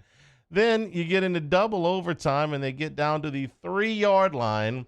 And what do? They're about to go in. They're about to take a 7-point lead. If they can hold Tulsa, they'll win the game. And they throw an interception. Oh, wait. An interception that is returned 93 yards for a touchdown. I think 96 was officially what it was. Yeah. Man, I like Willie Fritz. I think he's a very good coach, but come on, man. Yeah. I mean, Tulane has invented ways to lose in the past. What are they, 5 and They're 5? 5-5. They've actually played 10 games. God. Are they the only team in the country right now that's played 10 games? I'm sure Central Arkansas is Central close. Arkansas has tried. You can't. 24-0 against Navy. 24-7 against Houston. 4th and 13. The goal to go from the 37-yard line, or one play from the 37-yard line, down to the 3. Hullabaloo. Come on, man. And if you had -5.5, it's something you love to see. You living right. Yep. You living right. Jimmy's in the streets. I'm living Testimony to clean living right there. Multi-platinum artist Justin Moore and Arkansas backer Justin Moore will be with us when we come back. We're brought to you by Small Sliders. Slide on through for delicious sliders, freshly made fries, and shakes. Nicholson at East Boyd, just off the LSU campus. Hanging with Hester and Hanny, 104.5 ESPN Baton Rouge.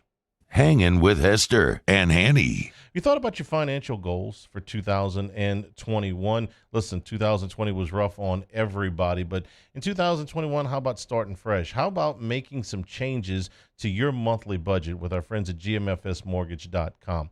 Because if you're like most Americans, your biggest bill every month is your rent or your mortgage. So maybe it's time for you to stop renting. Maybe it's time to own a home for the first time. GMFS Mortgage can help. Maybe you want to refinance your current home, shorten the amount of time on your mortgage, or shorten your monthly payment. They can help with that as well. Maybe you like your home, you don't want to move, you need a little bit more room. A construction loan might make sense for you.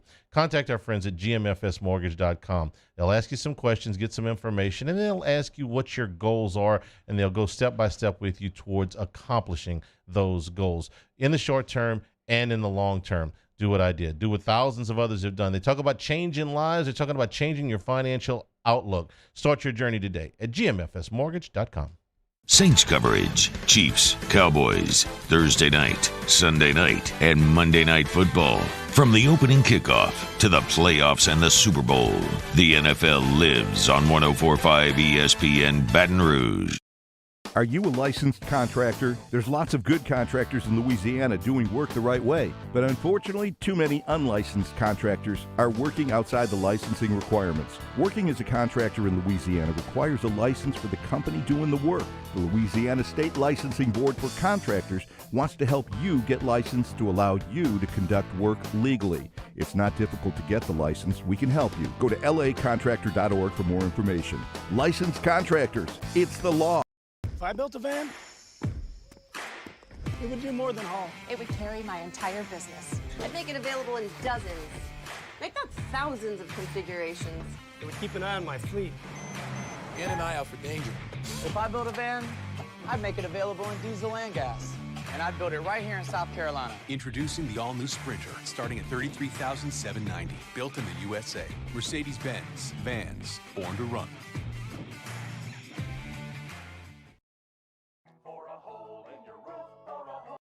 Hello? What's up, B? What you doing? Chilling at the office working. You? Hanging at the job site. Chilling. Roof's up? Hey, Greg, roof up? Roof's up. Roof's up. Roof's up. Roof's up? Roof's up. Roof's up! Roof's up! Beautiful roof every single time. True. True. Gulf Coast Office Products is a nationally recognized Savin office equipment dealer based right here in Louisiana. Over 100 employees strong, Gulf Coast has the boots on the ground to support all vertical markets, from education, engineering, legal, and finance. With the latest in office technology, from desktop to production segment units, Gulf Coast and Savin have the perfect fit for you. Call 225-756-2644. That's 756-2644 for Gulf Coast Office Products. This isn't just another day. It's so much more. Kelly's life was put on hold when her auctioneer primary care doctor discovered a rare blood disorder. Her doctor connected her to an auctioneer care team of cancer, heart, and kidney specialists. With multiple primary care locations around Baton Rouge, same-day appointments, and online scheduling, we're relentless about keeping you healthy.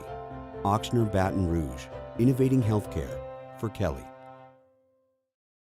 Gulf Coast Bank and Trust is a local bank with a straightforward philosophy. It's about doing the right thing for our customers. Participating in our community with annual local fundraisers. Offering individual attention in a modern banking atmosphere with a trusted local company. Gulf Coast Bank invested in technology with a local touch, giving our customers the power to bank anywhere, anytime. We're building relationships through personal service as the bank that cares about you. Gulf Coast Bank and Trust, the bank. Tune in tonight for a full night of prep football coverage. It all starts at 6 with Louisiana Prep Preview. Catholic High and Woodlawn kick off at 7. And we wrap things up with a full 2 hours of the Louisiana Prep Scoreboard Show at 10 on YouTube, CST, and 104.5 ESPN Baton Rouge.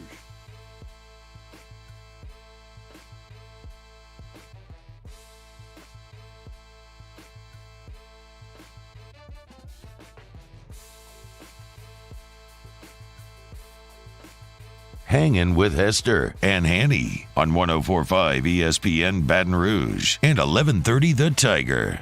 All right, welcome back in. Hanging with Hester and Hanny, presented by Richards Honda here on 104.5 ESPN Baton Rouge, CST, and 1130 a.m. The Tiger. Excited to welcome on one of my buddies, Justin Moore, country music star, avid Arkansas fan, I should say. Justin, how you doing today? I'm good, guys. How's it going down there? Going well, man. It's crazy as we have you on. The last time I think I was at a big event that had a big crowd there was February the 20th, about 400 yards from where we sit now when you came to Baton Rouge.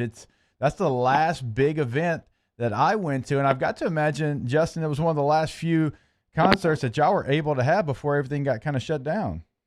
Yeah, you're right, man. We got shut down. I believe it was about the 10th, 11th, 12th of March. So just a few weeks after that, it seems like a lifetime ago, man. We've had a chance to play, 2, 3, 4 little shows in a little different capacities in which we're accustomed to over the last 8, 9 months. But obviously we're ready to get back out there, and unfortunately don't really know when that's going to be right now. We got our fingers crossed for April, so we'll see if that comes to fruition or not.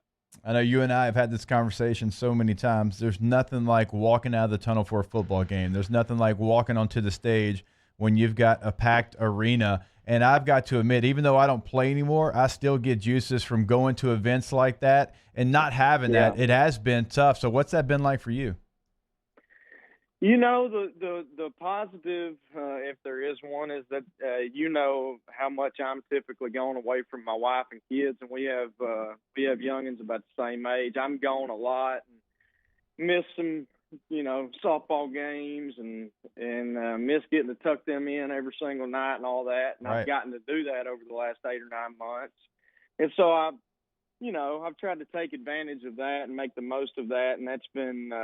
I think down the road, whenever we can get back to doing what we do, I think we'll look back on at least that part of this year and go, boy, that was pretty cool to be able to do that. But that being said, kind of relating it to what you were used to doing, running out of the tunnel, and me walking on stage, and obviously I miss playing the actual shows. But I've said this multiple times throughout this that.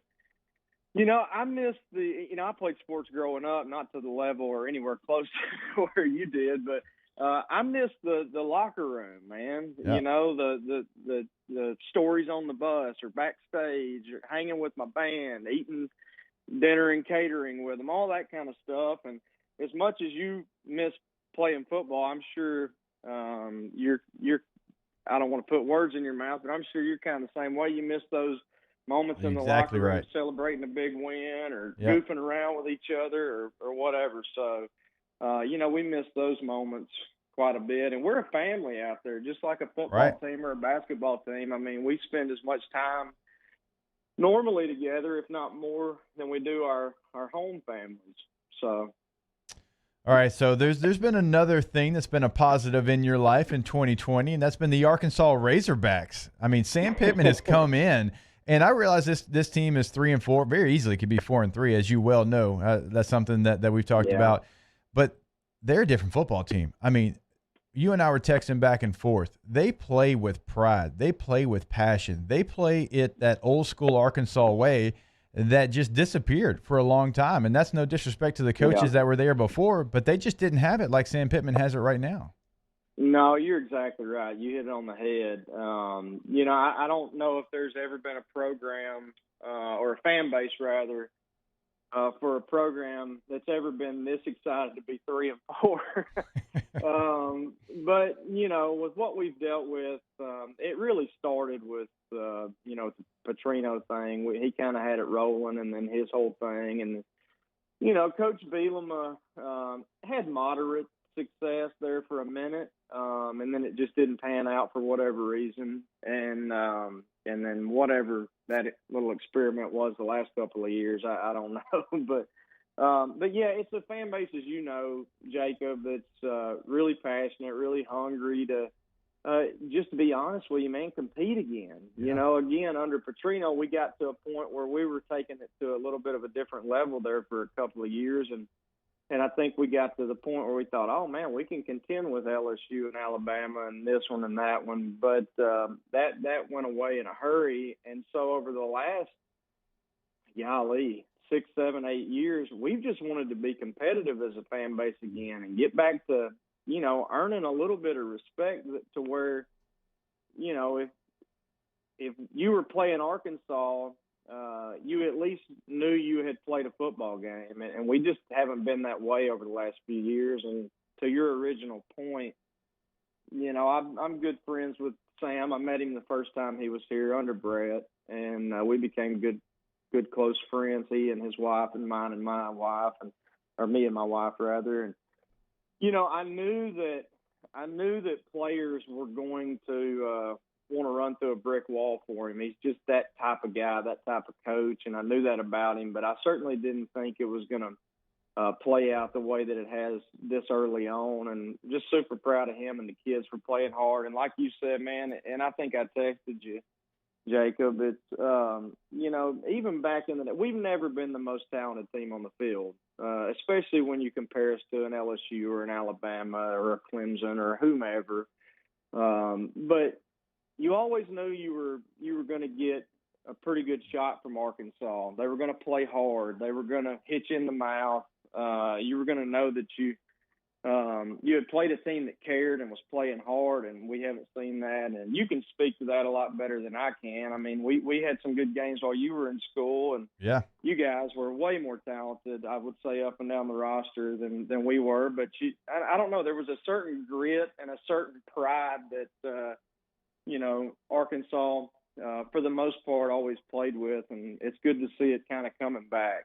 Oh, there's no question that the pride is back, and that's something that I point out when I watch Bumper Pool, when I watch Grant Morgan. Those guys play with pride every single play. There's no off plays, and it seems like every button that Sam Pittman pushed in the offseason to bring in the coordinators and to bring in Barry Odom, and what Barry Odom's been able to do for guys like I just mentioned with Poole and Morgan, and to get the most out of them, that's a culture change. That's not just something that happens very easily, especially when you don't have an offseason because of COVID. You change the culture with very little time to really get to know the personalities of your team, and they deserve all the credit in the world for doing that because, like I mentioned, it's hard to do that in a normal offseason, but to do it without one, I think is pretty miraculous.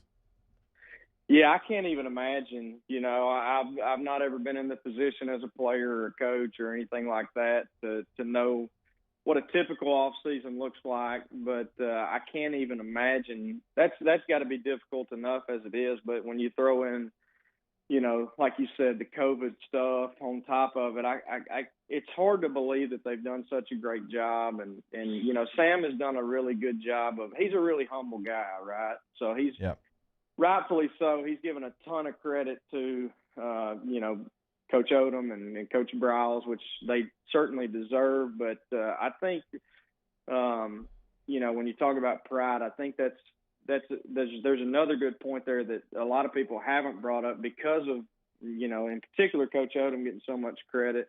Sam he's not a prideful guy. He's a guy who is full of humility and has given so much credit to them, but I don't know if Sam has given himself enough credit because, he's just done an unbelievable job, and, he hired those guys and lets them coach. And I think that says a lot about him as well. A lot of people around here, when he hired those guys, was kind of saying, hey, this could be kind of like a Coach O kind of deal, hire great coaches.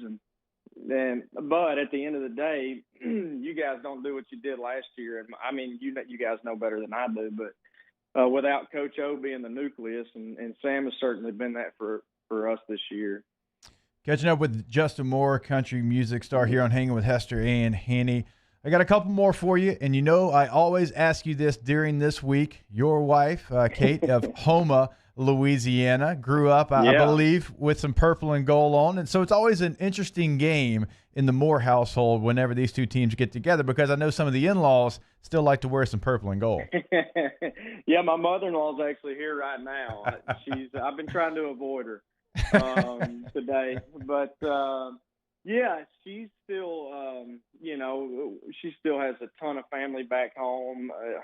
Her immediate, her sister and her husband and my in-laws have now moved up here, just kind of be closer to the kids and stuff. But yeah, all of the rest of her family is still down there. And This week is always for bragging rights for a year, for Christmas and that kind of stuff. So, but I will say this year, man, I don't know. You're the professional, but we don't know who all's going to play or be out or that kind of stuff. But I would say it's probably a more even year than it's been over the past 5 or 6 for sure. So. Should be a good game. Yeah, last year's point spread was, I believe, 42 in favor of LSU. This year, Arkansas opened as the favorite. So I'd say big changes there in Fayetteville. Hey, man, I always appreciate the time. I know how busy you are, so I appreciate you hopping on. If you haven't got Late Nights and Long Nets, the latest album from Justin, go pick it up, go download it. It is worth your download. I can promise you that. Again, Justin, man, always appreciate it. Hey, always good to talk to you, buddy, and hopefully we'll have a chance to catch up in person soon. Good luck to you guys the rest of the way, and hopefully, like I said, we'll catch up soon, man. All the best to you and your family. You as well, my man. Always appreciate the time. Talk to you soon. All right, buddy. Take care. All right, there he is, Justin Moore, multi-platinum country music superstar. He doesn't like me saying that, but that's what he is, and an avid Arkansas fan, man. He is dialed in to the program. The coaches know him by name, and actually I got in trouble one time with Sam Pittman. I had him on the SEC show, and we were talking about Justin. I was like, yeah, just text him. He'll text you right back. He said, oh, he didn't text me right back. He texts you right back? It's like, yeah.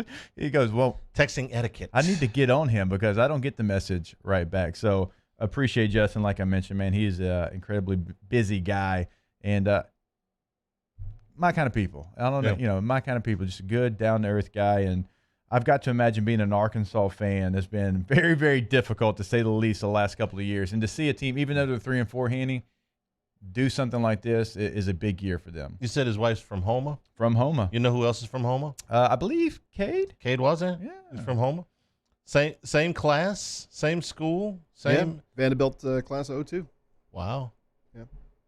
I should have said that. Knew you back when? I should have said, small world. Yeah. Our producer. 5th grade, I think. Actually went to school. Yeah. Okay. There you go. For the record, yeah. Got a little bit of news here where LSU basketball is concerned. The Golden Window Classic has pretty much fallen apart in Nebraska, so LSU has pulled out of that event. They were scheduled to play San Francisco next Wednesday, and they will not. Instead, they're going to play in an event at St. Louis University. So instead of playing 2 games, they're going to play instead of playing 3 games in Nebraska, they're going to play 2 in St. Louis, one on Thanksgiving Day against Southern Illinois Edwardsville, and then they're going to play St. Louis on Saturday. St. Louis was the signature game in the event that LSU was going to up in Nebraska. They were going to play them in the last game. So they keep the best opponent that they would have had. They lose 1 game overall. But St. Louis, if you follow the rankings down, got votes that would have put them 35th in the preseason rankings, LSU 26. So that was the signature game. That one remains intact. LSU now will play what ends up being a de facto road game there instead of playing them in Nebraska. And they pick up one other game against Southern Illinois Edwardsville as the I think Will Wade said earlier this week the schedule is going to be fluid. The non-conference schedule is going to be fluid, fluid as a rapidly flowing stream, I would say. So that's the latest. So, Cade, you can go and change all your logs now. Then they've changed the times and the days of the games. Hanging with Hester and Hanny, a former LSU Tiger and U-High Cub, Nick Brissett, will be with us in studio when we come back. 104.5 ESPN Baton Rouge. Hangin' with Hester and Hanny. In times of need, get a full list of phone numbers, websites, and other important emergency information on the Demco Stormwatch page at 1045ESPN.com. At All-Star Toyota, you get it all.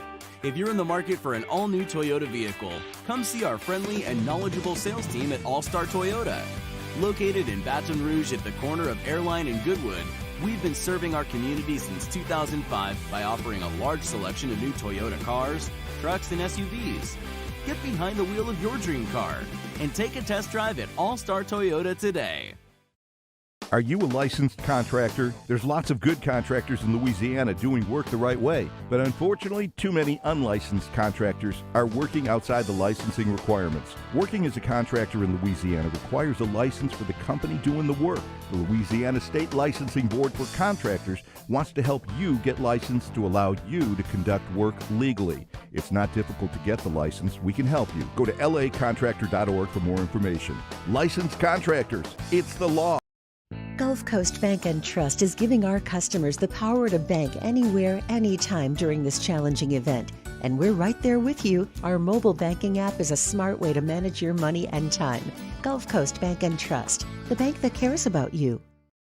Toyotathon is happening now at Corval Toyota in Opelousas. Get a 20 Highlander for $4,600 off of MSRP. So come on down to Happy Town for Toyotathon. That's Corval Toyota in Opelousas. Happy Town, USA. From the makers of Blue Moon comes Light Sky. An extraordinary citrus sweet brewed with real tangerine peel, only 95 calories. Welcome to the light side of the moon. You may not know about the 4Kids Foundation, but you've probably heard of the Zurich Classic. And the Zurich Classic exists because of 4Kids. But it's what happens after the tournament that really counts. 100% of the proceeds are donated by the 4Kids Foundation to hundreds of local charities, totaling more than $40 million, all to help local children and families in need. 4Kids helps kids through golf, because every child deserves a shot at a brighter future. I've been doing business with Luba for 25 years. They're dependable, trustworthy. It's just the attention to detail with our clients. Our folks have years and years of experience. They're highly trained professionals, but many companies have that asset.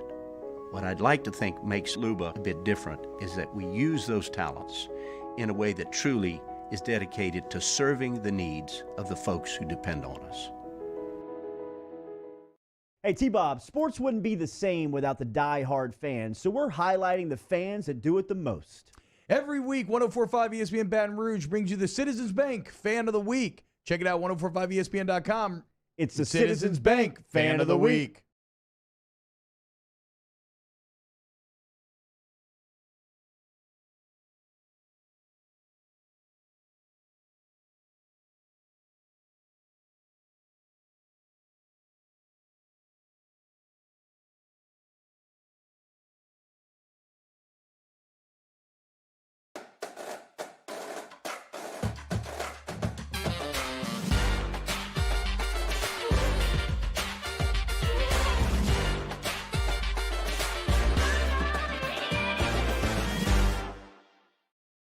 During these challenging times, we know your healthcare needs don't stop.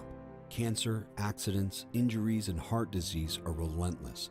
So we are relentlessly innovating to keep you safe, both virtually and in person, connecting you with providers remotely, advancing clinical spaces, providing rapid and accurate testing, social distancing, and certified cleaning protocols. Coming up on Monday's Off the Bench. LSU back in action. How did they fare against the Hogs? Plus, Taysom time?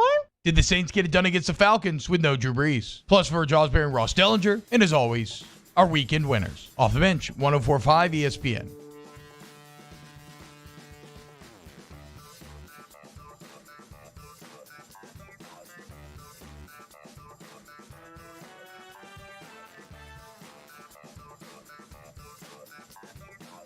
Hangin with Hester and Hanny on 104.5 ESPN Baton Rouge and 1130 The Tiger.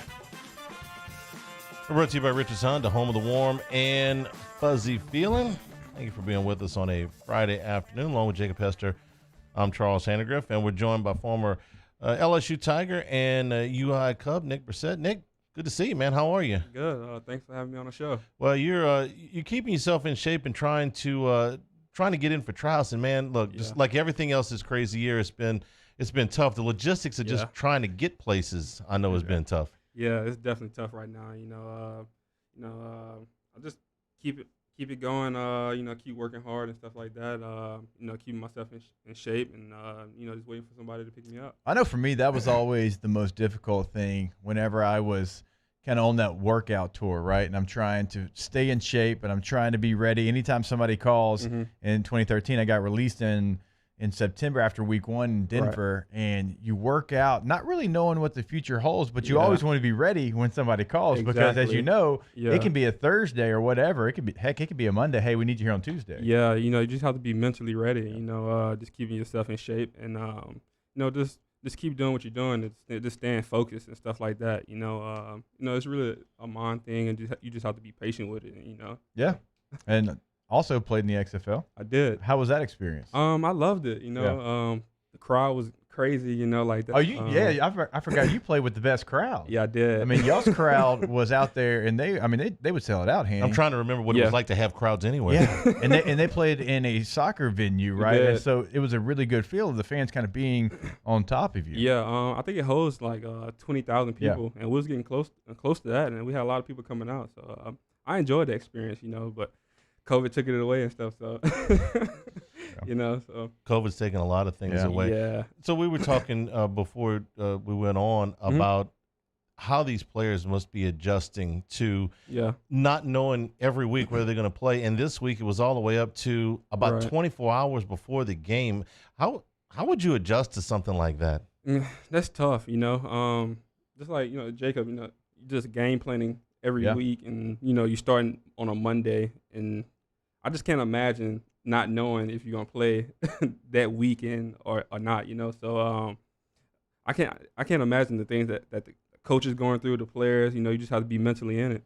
Well, the thing is, and Nick, we've talked about it, you get ready, like you mentioned, you start on a Monday, and then you know exactly what you have to do on Tuesday. You know what a Wednesday practice is. You know Thursday it's fast, and you kind of finish up your game plan. But there's so many small steps that get to that point, even working out on a certain day with Moffitt. Like you got to make sure your body's right. And then you're sitting there on a Friday, you're getting on the plane. Like LSU gets on the plane in 19 minutes, and they just found out a couple hours ago that they were actually going to play this game. Yeah. And so much goes into it. And you and I were both guys that we wanted to be prepared. That was one of the strengths of our games is no matter what blitz you brought, no matter what coverage you were in, it didn't matter. We were going to be prepared for that. Exactly. But you got prepared for like multiple teams in multiple weeks, it seems like, in this year, Yeah. You just have to stay ready, I guess.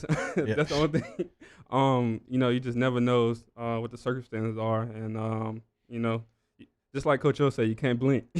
No, because you blink, it might change the opponents. All right, let's talk about the 2019 offense and what you saw, because obviously in 2018, you started really changing. That was your last year. You ran for 1,000 yards in that year, but the offense was changing a little bit. And then all of a sudden in 2019, it just completely changes, and it has a different identity to it. Right. They just added that passing element and running as well. There was more balance and everything. And I like that, the players was more comfortable on what they was doing. And, they had a lot of leadership and stuff like that. So all those guys stepped up that year, and they were just clicking on all cylinders. I'm glad you mentioned leadership, because obviously that's something right now that this team's struggling to find out who the leaders are, because there's different kinds of leaders. I mean, you can have a leader that does it by example. You can have a leader who's the guy out in front of the team that, has the loudest volume in the room and he wants you to listen to him. But you're right. I mean, even in 2018, y'all had leaders on that team. And so when you had adversity, when you lost in the swamp, you found a way to get over that. When you won the game 7 times against A&M, but they said you lost it,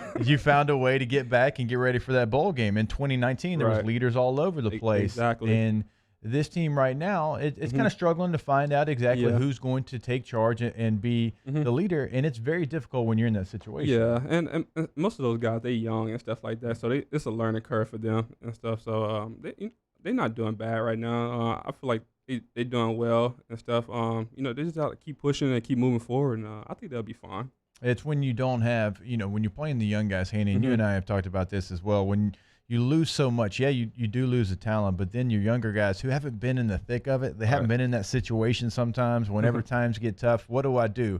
Where do I dig into to make sure I can pull enough up to be able to get out of this situation? And, college football is a cruel sport. Yeah. And the SEC is a cruel conference, and that's something that LSU has got to show this week. They've got to show that they dug deep into that bag and they found some will. They found some pride. Yeah. And it me, it hurts for me to say that it doesn't look like there's pride out there, but that's what it looks like right now. Just from afar, it looks like, because look, you're from you're from Louisiana and you get a chance to play for LSU. That pride has to kick in when times get tough. You have to. This is something you've been waiting for your whole life. Exactly. You know, you just need that one person, you know, that sticks out. Like, for example, John Battle. You know, I think the game we was playing going to Florida, you know, he got everybody together that week, and, you know, he got everybody on board, and we had a team-only meeting and everything else. Our players-only meeting. And he was calling everybody out and just, you know, motivating each other. And I just feel like you always need that one guy to push you and keep you going forward. So kind of explain to our audience, because Terrace Marshall did the same thing this week. He had a players-only meeting. Whenever that door's shut, what's that like when a guy like a John Battle or Terrace Marshall, who, you know, Terrace Marshall is not a guy that is going to speak up a lot. That's not who he is. That's not his personality. Now, he's a leader, but he does it in a different kind of way. So when he says, I want to talk to the team, what goes on in a meeting like that? You know, you just basically hear what everybody has to say. You know, that leader like Terrace Marshall, he probably told everybody how he feels and everything else. And then after that, you just move forward. And, you know, you got to keep it going and you know, get everybody going on the same page and stuff like that. So I feel like they're going to bounce back and they're going to be good this weekend. You know, one thing I wasn't a leader with, Hanny, telling Nick how cold it was in this studio, and he's got on short sleeves and shorts. We can get him a sweatshirt. Yeah, I am kind of cold right now. See, Gordy, it's not just us. Nick Brissett is our guest here in studio. We're brought to you by Richard's Honda, home of the warm and fuzzy feeling, where it is not warm or fuzzy in here. 104.5 ESPN Baton Rouge. Hangin with Hester and Hanny on 104.5 ESPN Baton Rouge and 1130 The Tiger. You know, guys, Hangin with Hester and Hanny. We just wanted you to make sure you knew what show you're listening to for Tiger Air. Thank you very much. Our friends at Tiger Air. In fact, they gave me a call today. You know why? Because it's time for my scheduled maintenance. Got my call this morning, made my appointment for my twice yearly checkup, because once you get into the program, they're going to give you that, you know, you don't have to remember. They're going to call and remind you, come out and make sure your system is properly maintained as we get into the point where we're about to have to, you know, turn the heater on. Not in here, but, you know, at our homes. You always want to make sure it's running at maximum efficiency, because that's going to save you money with the American Standard every single month. So many different ways are going to save you money. Comfort Assurance Protection Plan, discounts on parts and labor. You're going to get lower utility bills every single month, like Hanny tells you about. And then emergency and priority services. Something goes wrong, discounted rates on that as well. Increased equipment life. So your equipment, that American Standard, is going to last and it's going to be at its peak performance the entire lifespan there. Go to tiger-air.com and also pick up the phone, give them a call, 225-754-8687. Off the Bench, Hanging with Hester and Hanny, After Further Review and more, are all live daily on the 104.5 ESPN Baton Rouge YouTube channel. Subscribe now to interact with us inside the live chat driven by Bayou Ford. I've been doing business with Luba for 25 years. They're dependable, trustworthy. It's just the attention to detail with our clients. Our folks have years and years of experience. They're highly trained professionals, but many companies have that asset. What I'd like to think makes Luba a bit different is that we use those talents in a way that truly is dedicated to serving the needs of the folks who depend on us. Are you a licensed contractor? There's lots of good contractors in Louisiana doing work the right way, but unfortunately, too many unlicensed contractors are working outside the licensing requirements. Working as a contractor in Louisiana requires a license for the company doing the work. The Louisiana State Licensing Board for Contractors wants to help you get licensed to allow you to conduct work legally. It's not difficult to get the license. We can help you. Go to lacontractor.org for more information. Licensed contractors, it's the law. If I built a van, it would do more than haul. It would carry my entire business. I'd make it available in dozens, if not thousands of configurations. It would keep an eye on my fleet. Get an eye out for danger. If I built a van, I'd make it available in diesel and gas. And I'd build it right here in South Carolina. Introducing the all-new Sprinter, starting at $33,790. Built in the USA. Mercedes-Benz. Vans. Born to run.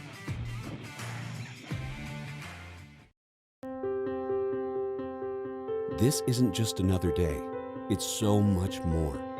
Kelly's life was put on hold when her auctioneer primary care doctor discovered a rare blood disorder. Her doctor connected her to an Auctioner care team of cancer, heart, and kidney specialists.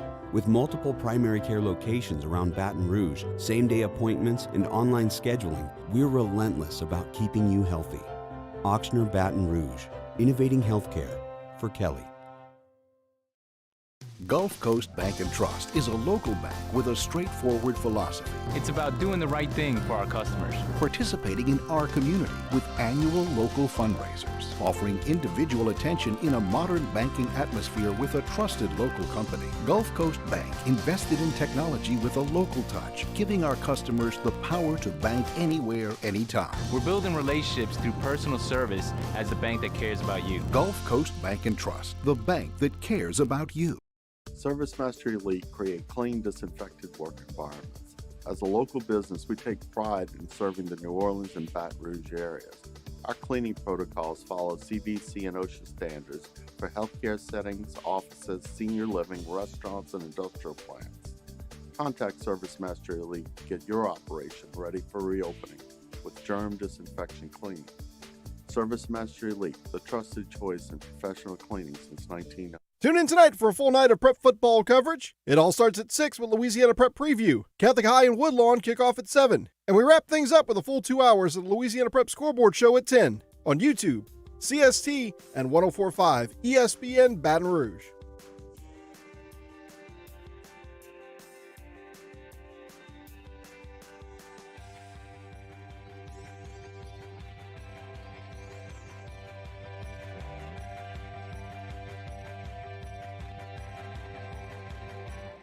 Hangin with Hester and Hanny on 104.5 ESPN Baton Rouge and 1130 The Tiger. And brought to you by Rick Tonda, home of the warm and fuzzy feeling, and Nick Brissett hanging out with us here as we count down on a Friday. LSU game is on. Taysom Hill. Sean Payton meeting with the media right now. Taysom Hill, report is that he will start for the Saints on Sunday. All right, something that Nick and I were talking about, Hanny, and I did want to give him the opportunity to get out there on air. When I retired, a couple things I was doing. I was trying to get into this business, of course, but I was also training young athletes. I would do, 10 to 12 a week, Nick, in Shreveport, and I loved doing it because I was around football, I was around the youth, but I could still get ready in case that call came as well, and I know you're doing some of that. Exactly. So I'm just basically, back home, training kids and everything. I would love to get into that and stuff like that. And if anybody that's interested working with me, they can contact me through my email. My email is nickbrosette@yahoo.com, or you can reach me through my social media, on Twitter or Instagram, and it's tag Nick Brosette, so it's easy to find. And I would fully give my endorsement there. Nick does a great job with all the young people, man. I see you out at traction. You go watch not even people who are related to you. I know you kind of get asked to go to traction. I don't want to put anybody on blast, and you do a great job with the youth there, and so I can give you my full endorsement. And can we get Hanny some lessons? I mean, we got a couple 1,000-yard rushers here on the set. I'm having a hard time walking. We got some 1,000-yard rushers on the set. I'm just trying to see if we can get Hanny at that. All the help that I can get. So what's watching LSU games for you like now? You get nervous? You into it? You watch with friends? How do you watch? So I'm definitely into it.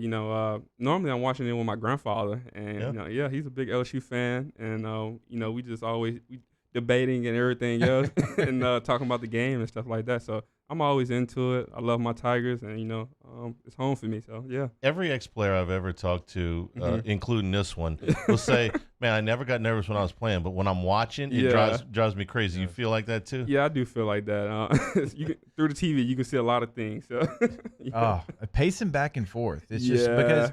You mentioned it. Like if I'm in a game, the outcome's going to be somewhat on my shoulders. If I have no control of it does make you extremely nervous. Hey, before we let you out, we got a couple more minutes. I want to ask you about U-High having another great season. Only one loss on the season. It seems like they kind of just every single year now since really kind of y'all's class and your group kind of started this run of U-High Cub dominance. Right. Yeah, they doing well right now.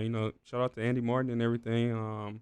That whole football team, one of the guys that got offered by LSU, I saw, and stuff like that. So I'm proud of those guys, and I'm always around their program when I come back home. All right, let me ask you this, because we always get this question. You went to UI, you went there since the 8th grade, and you chose to go to LSU.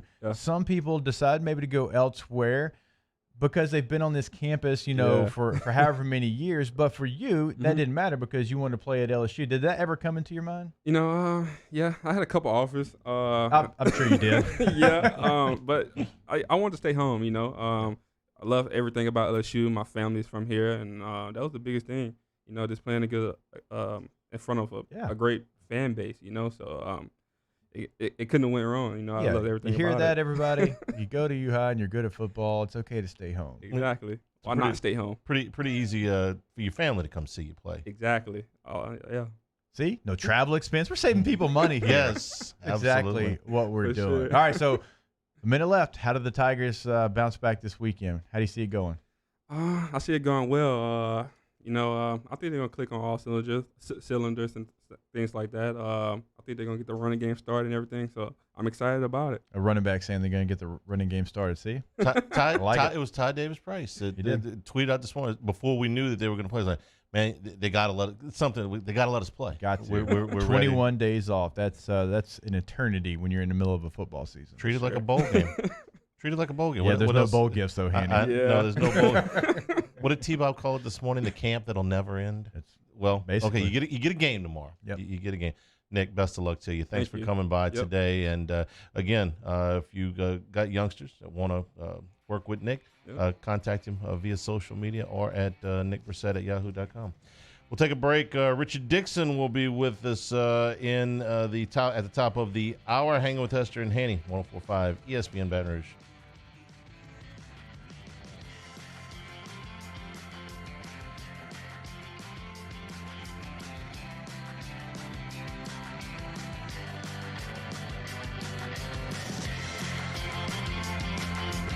Hangin' with Hester and Hanny. At All-Star Toyota, you get it all. If you're in the market for an all-new Toyota vehicle, come see our friendly and knowledgeable sales team at All-Star Toyota. Located in Baton Rouge at the corner of Airline and Goodwood, we've been serving our community since 2005 by offering a large selection of new Toyota cars, trucks, and SUVs.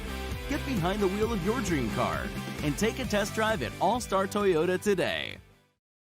To all of our heroes working on the front lines of this COVID-19 pandemic, your bravery and selflessness represent the very best of us, and we want to say thank you. I'm asking everyone around the state to join me in celebrating the heroism of our healthcare professionals on the 19th of every month at 1900 hours, that's 7 p.m. Write a note of appreciation, make plans to donate to charitable organizations, or say a prayer. To learn more, visit 19thanks.org. Thank you, and God bless. You may not know about the 4Kids Foundation, but you've probably heard of the Zurich Classic. And the Zurich Classic exists because of 4 kids. But it's what happens after the tournament that really counts. 100% of the proceeds are donated by the 4Kids Foundation to hundreds of local charities, totaling more than $40 million, all to help local children and families in need. 4Kids helps kids through golf, because every child deserves a shot at a brighter future. I've been doing business with Luba for 25 years. They're dependable, trustworthy. It's just the attention to detail with our clients. Our folks have years and years of experience. They're highly trained professionals. But many companies have that asset. What I'd like to think makes Luba a bit different is that we use those talents in a way that truly is dedicated to serving the needs of the folks who depend on us. Gulf Coast Bank and Trust is a local bank with a straightforward philosophy. It's about doing the right thing for our customers. Participating in our community with annual local fundraisers, offering individual attention in a modern banking atmosphere with a trusted local company. Gulf Coast Bank invested in technology with a local touch, giving our customers the power to bank anywhere, anytime. We're building relationships through personal service as the bank that cares about you. Gulf Coast Bank and Trust, the bank that cares about you.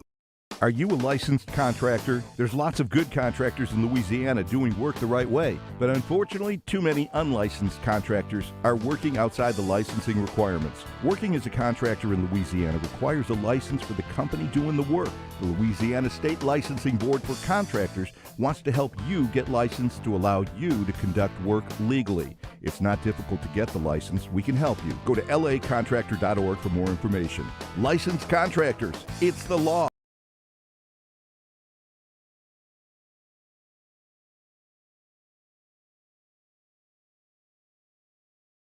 Gulf Coast Bank and Trust is giving our customers the power to bank anywhere, anytime during this challenging event.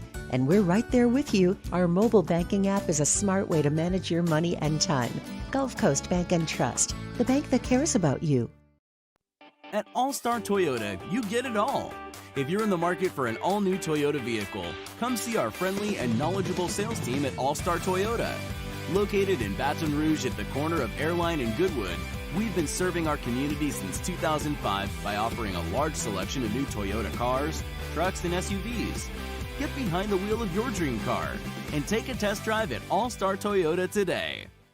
Gulf Coast Office Products is a nationally recognized Savin office equipment dealer based right here in Louisiana. Over 100 employees strong, Gulf Coast has the boots on the ground to support all vertical markets, from education, engineering, legal, and finance. With the latest in office technology, from desktop to production segment units, Gulf Coast and Savin have the perfect fit for you. Callahan Injury Lawyers is Sports Center. I'm Christine Lisi, developing story. The Raptors relocating to Tampa to start the NBA season after the Canadian federal government denied the team's plan to play home games in Toronto amid the coronavirus pandemic. Anthony Davis in no rush to commit to a new deal with the Lakers. ESPN's Adrian Wojnarowski reporting that Davis will consider several options on a contract, doesn't intend to sign a new deal until after Thanksgiving at the earliest. He's reportedly set on returning to LA on a max salary. From ESPN's Adam Schefter, Saints quarterback Taysom Hill will start against the Falcons Sunday in place of the injured Drew Brees. Jameis Winston will be the backup. Smart call by New Orleans to go with Hill, in the opinion of ESPN's Sal Palantonio. Taysom Hill gives them a lot of options on offense, and so far I haven't seen anything from Jameis Winston to suggest that he can be a better option at the quarterback position. We're in the dual threat quarterback era. The quarterback has to be able to do more than one thing. Sal Pal on Greeny with Mike Greenberg. Winston won't be part of any offensive package Sunday unless Hill gets hurt, reports ESPN's Diana Rossini. We're back on Monday and getting you set for Monday Night Football. Can the Rams stay in the race for the NFC West versus the Buccaneers? Keyshawn, J. Will Zubin, Monday, 6 Eastern, ESPN Radio.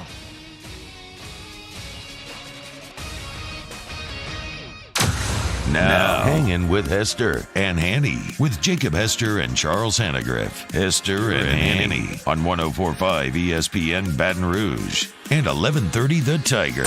Alongside Jacob Hester, here's Charles Hannagriff.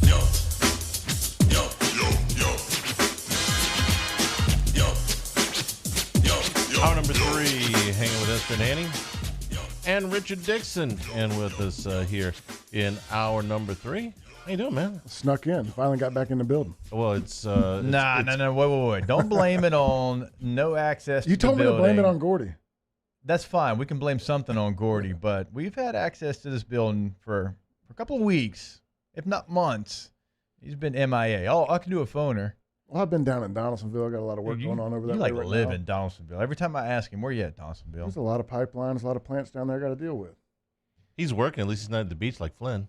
That's the truth. Okay. That's the truth. He's owed me 2 in-person spots for a month now, at least. Somewhere 6 in that weeks. area. He was at my office on Tuesday, joking about that. What a scumbag. He said that he's been trying, but stuff would work. He came by the shop. I was trying to give him I gave him free stuff. Flynn always needs free stuff. He gave him some free stuff to get the shop rolling, and he's like, "Yeah, I need to get over there." I'm like, "I thought you." Every time I hear a promo, yeah, I pretty much just throw it in one ear out the other. So free stuff. I give him, Matt gets free stuff, from some of the sponsors of the show. He's got a couple sponsors when he was on. I consider that kind of free because it's not like he was working when he was here. You just kind of sit here and pick the bumper music. That's free. He always asks if Richard and I will go and, if we're out, go ahead and pick up some My High. I'm like, You don't want to give me any Mahi? He's like, no, you need to go buy it at Rouse's like everybody else. Yeah, on your way to my house, stop by Rouse's and buy all the Mahi they have. Yeah. See, but I think we're going to get Dixon back in here on a regular basis because the last time he was here, we didn't have Coors Light in the studio. We're good to go now. So now That's the first question he asked. Yeah. He's like, wait a minute. I said, Something where did all new this here. beer come from? We're good. Blew right by all of the helmets and all of the Elvis decorations and Island Hanny. We got Coors Light now, and it's Friday afternoon. That's true. So I mean, It should be beer drinking time. We popped a cold one about 2:45. I do like the Allstott bobblehead. That was my hero growing up. Mike Allstott. Is Mike Allstott a Hall of Famer?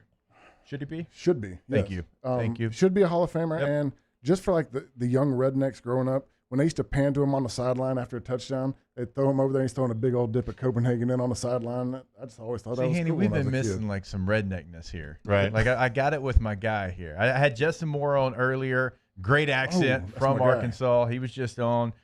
Dixon's back. We know he's a redneck just like me.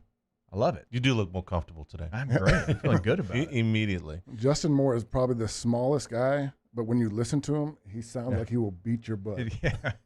Is he really? Is he short? Oh, he's teeny. Okay. I've never met him. Yeah. I've been to a bunch of his concerts. Yeah. He's good. He's good country music. He's getting, to, like most of them do, they got to make money. They go a little bit pop. Yeah. But his old school stuff, when it was just real country stuff. Yeah. He came here in, like I was saying, in February. Yeah. Him and was Trace Atkins, I think, was with him. Is that That's a country, big dude. Is that a country music thing? Because I met Kenny Chesney, and he's not Little dude. Yes, very, very much so. That's why they picked up the guitar, not the baseball or football. You know, worked for them. Yeah, worked really well. All right, so we know that LSU's going to play now. We didn't know that when we woke up this morning. So we've kind of been taking the survey of the ex-players. Man, how do you deal with that? Not knowing that if you're going to play a game week by week, day by day, up to almost 24 hours of game time. You got to take it, and it's the old cliche, day by day. You can't control it. Everybody talks about control what you can control. All you can do is worry about what's happened today at practice, what you're doing to get better. And of course, it's a huge letdown when you find out you're not playing, but you can't ever worry about not playing. You have to worry about day by day what you're doing. And trust me, this team, and I'm not trying to take a knock on them. I know I've been a little bit hard on them, but they got a lot to work on. I mean, they don't need to worry about playing a game. They need to worry about the fundamentals and getting back to understanding this defense. And that there's so much stuff going on that there's a lot of things they can concentrate. I think, if anything, 2 weeks is almost like what they needed. And if it was done well right and the coaches had their ideas of what was going on, they spent the last 2 weeks getting a lot of the fundamentals back together. If 2 is good, 3 is better. Yeah. I don't know. I mean, at this point, you're not talking about what are you playing for right now other than pride? You're not going to play in the SEC. You're not going to. You might get a bowl game just because they're going to bowl games. Everybody's going to bowl games this year. You get a bowl. But you get a bowl. Now you're playing for yourself. Everybody all talks about the eye in the sky doesn't lie. I mean, you got to go talk to them about individually. NFL scouts look at your practice tape. They're looking at the loafs. They're looking at this. I mean, you got to start getting better on a day-to-day basis. And everything you want the scout to see, I don't care about. You don't even have to say it's about LSU at this point. Your seniors, your juniors, you say they're going to look at practice film more now than ever, especially with the limited amount of games, what's been going on. Everything on tape matters. Richard, I just don't understand, and this is something that Charles has pointed out numerous times this week, how you're still working on alignment and assignment and what to do when you're trying to adjust. And I know you've only played 5 games, so that it being in the middle of November, it probably doesn't add up like it normally would, obviously. But you have to, at this point, I think you have to know who you are. The identity has to be made, and it's not even remotely close to that right now. And you've been on teams where Bo Pelini's been the defensive coordinator, just like I have. The system isn't one that is just overwhelming, or at least it wasn't. I know it was a long time ago, but how do you think they've been so disconnected? I think that it's a lot to do with lack of leadership. I don't see the guys getting in people's faces, and we talked about that. I can go back to 08 or 07 when we lost to Kentucky. The almost fights in the locker room about people were joking before the game. They were loose and laughing and picking and playing, and people didn't take that lightly. When we lost to Ole Miss in 08, me, Tyson Jackson, there was almost a team brawl in there about the people who were joking around, and we would get things straight and get after one another. And I think that you lose so many guys like Grant Delpit and Joe Burrow controlled the offense. I mean, Justin Jefferson, what they did in the summer to get to where they were. I mean, there was so much leadership there, and I think a lot of guys just think they haven't earned it. They thought it was going to be given to them this year, and they really never went out and earned it. when I hear stories, of that 2019 team meeting up on Saturdays and doing all the extra work, and people just say, oh, everybody does that. They don't. Not everybody does that. Now, we did it in 07. Matt was really good. How many times do we have 7-on-7 out there in the indoor facility when nobody organized it outside of Matt and, Stelty on the defensive side got everybody together? And that stuff goes a long way. And I realized that it wasn't as easy to do those type of things, but there's parks open in Baton Rouge, right there. There's things that you can do to build that work ethic and to get everybody, hey, no, we got to cut bait. And last year was last year, but it does seem like there's not that person that did that at the beginning, and now you're dealing with the repercussions of that and not having that. Well, there's no question. I mean, it's like you said, it's not hard to do. I caught balls every day with a quarterback my entire summer career. I mean, and if I couldn't get a quarterback, I had Earl. Earl would come throw me routes. I mean, we had guys in place to go do everything that we needed to do, and it takes leadership. This year was different, and maybe when you go back to when guys were sent home, when Miles was in Mississippi and guys were in Louisiana, Tennessee, and everybody was spread out. I can see where it's harder then. Right. But even that, I mean, I'm not talking really about the offense right now. The offense, for the most part, outside of Auburn, has performed pretty well in certain situations. Auburn was a whole other animal. I mean, that defensive line just got the best of them. The pressure got the best of them. They couldn't control it. The defensive side is probably most surprising because, to me, it's a lot of effort. And you don't see the effort out there. And I thought the first quarter of the Auburn game was the best defense played all year long. I got excited. I thought we had made that turning point. Guys were clicking. But when they dealt with a little bit of adversity, people were quick to fall off. And it just seemed like there was guys that just quit on them. And bad defenses can't deal with sudden change. That's not something that they can deal with. So the things you guys are talking about are all the reasons why a lot of the reasons why this season has not gone the way they wanted it to. And none of that can be fixed. They can't go back to the summer and have better workouts. They can't ditch the sense of entitlement that they had at the beginning of the season. They can't disconnect that they've had with the coaches. They can't ditch the absolute lack of understanding, lack of execution of the defense. So that ship sailed. Every one of those things you guys talked about from the time the clock hit zero and whatever the last game of this season is, they better have a heart-to-heart about how that is not going to happen again for 2021. But in the meantime, what can you do now? Because they can't go back and fix any of that stuff. They can't go back and redo any of that stuff. How do you get it fixed for the last 3, 4, 5 games of this season? You just had 21 days. Okay. Never exactly in the what I was about history to of say. a football season have you had 21 days in the middle of a season to get something corrected. Florida did it. Florida was awful on defense before that 21-day layoff. I mean, there was teams scoring left and right on them. They played Missouri, who we've seen actually got some guys on offense. They scored 40-plus points on LSU. Well, they shut them down, and they've done a really nice job since then of shutting teams down. They got their issues fixed. Georgia doesn't have a world beater offensively. We know that. We've talked about it, but still, they shut them down. 277 yards, Hanny? And your favorite stat, 75, came on the first play. Why is that my favorite stat? You hate that. I haven't said that one time. Okay, I'm since just I've giving you a been hard here. time. I know he hates that because I earned as a Every running back. I earned every 75 yards. I'm not saying I've never said that. I try not to say that around you because I know how much it aggravates you. 277 yards to a top 5 football team. Okay, well, they got it fixed. It can be done. Have you done it? Is it going to show in this game tomorrow against an offense that's good, that has weapons? Not great. They can beat you, but you still got to go out there because you have more talent than they have and show those 21 days were useful and you didn't waste them. You got to have a week one mindset. It's first game of the season. It's almost like a camp. That's 21 days. That's what I'm saying is you got to wipe all the bad that's happened. And, over these last 21 days, you got to refocus on who you want to be, who you are, and who are the leaders going to be. And you can't, at this point, when you come to LSU, you play for championships. There's no championship to play for. Those 21 days, you took it as a camp. We're talking about a new season. We're going to get better. And Arkansas is going to be the first game of the team we want to be. We'll see if that works. Today's show is brought to you in part by Supreme Rice, SupremeRice.com. Thanksgiving is coming up. There's going to be some rice on that table somewhere. Maybe some rice dressing, maybe some rice and gravy, maybe one of your signature dishes, a little bit of gumbo for an appetizer before you get the meal going. Make it Supreme Rice. Support our Louisiana farmers down in southwest Louisiana. Since the 1930s, out of Crowley, Louisiana, Supreme Rice has been delighting their customers, whether it's the long grain, the brown rice, or the jasmine. All come in the 5-pound bags as well, so you can get them at any of your Walmarts, any of your Costco's, any of your AG food dealers. Promise you, when we have Thanksgiving, it's going to include supreme rice. For your next gathering or your next family meal, make it supreme rice. For more recipes and great information, go to supremerice.com. Hanging with Hester and Hanny, 104.5 ESPN Baton Rouge. Hangin' with Hester and Hanny. Our listeners fire off their opinions on the jimsfirearms.net hotline at 499-1045. Keep listening for your next chance to shoot us your thoughts with the jimsfirearms.net hotline on 104.5 ESPN Baton Rouge. Le posso offrire un caffè? Le posso offrire un caffè? Andiamo insieme da me, non c'è. Call Mr. Electric today for electrical repairs, upgrades, and installations. To all of our heroes working on the front lines of this COVID-19 pandemic, your bravery and selflessness represent the very best of us, and we want to say thank you. I'm asking everyone around the state to join me in celebrating the heroism of our healthcare professionals on the 19th of every month at 1900 hours, that's 7 p.m. Write a note of appreciation, make plans to donate to charitable organizations, or say a prayer.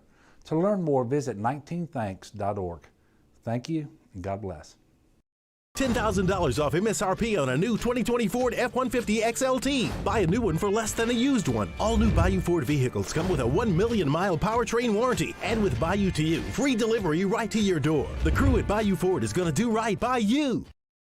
Gulf Coast Bank and Trust is a local bank with a straightforward philosophy. It's about doing the right thing for our customers. Participating in our community with annual local fundraisers. Offering individual attention in a modern banking atmosphere with a trusted local company. Gulf Coast Bank invested in technology with a local touch, giving our customers the power to bank anywhere, anytime. We're building relationships through personal service as the bank that cares about you. Gulf Coast Bank and Trust, the bank that cares about you. This is a house call. This is a follow-up appointment. This is a diabetes checkup. This isn't just more convenient care, it's more advanced care. This is innovating healthcare at Louisiana's #1 hospital, Ochsner. T-Bob Hebert here with breaking news. Front to Back Boat Services is the shop to upgrade your boat tech this fall. With not one, but 2 NMEA certified techs, who better to install your Panoptic sonar, your HD displays. You want to see the fish under the water before you even cast?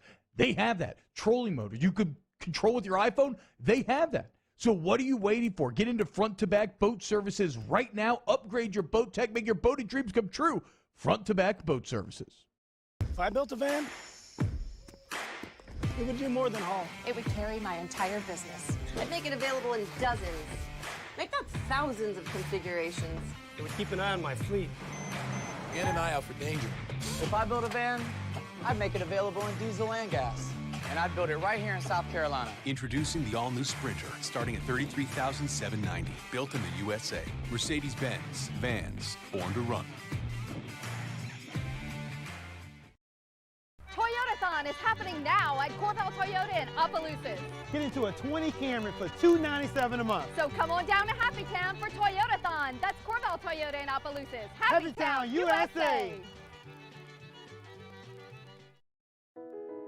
I've been doing business with Luba for 25 years. They're dependable, trustworthy. It's just the attention to detail with our clients.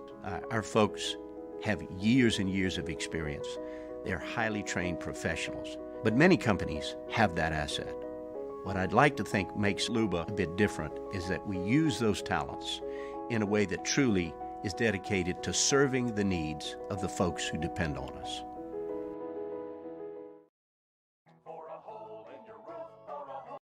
Hello? What's up, E? What you doing? Chilling at the office working. You? Hanging at the job site. Chilling. Roof's up. Hey, it's Matt Moscona inviting you to join us for a Football Friday edition of AFR presented by Don Juan Cigar Bar. Phil Steele previewing the biggest games in college football. The Right Radio Hours return. Join us Friday, 3 to 6, 104.5 ESPN Baton Rouge.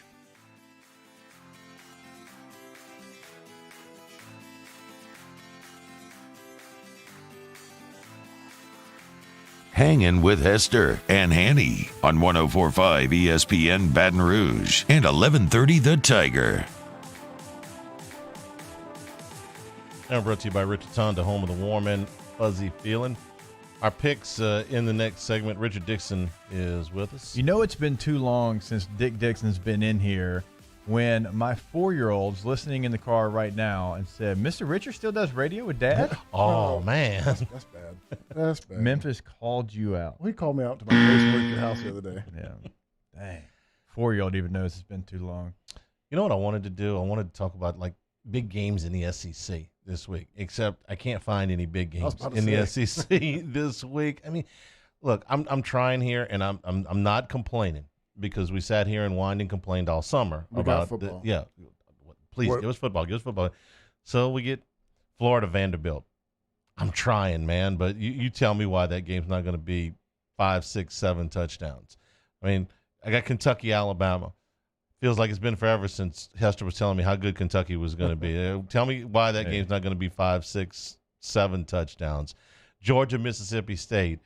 It's been a long time since the Pirate came in here and, you know, looked good. They hadn't looked good since. Tell me why that game's not going to be 5 or 6 touchdowns. I mean, tell me how Mississippi State is going to score on Georgia. They couldn't score on Kentucky. How are they going to score on Georgia?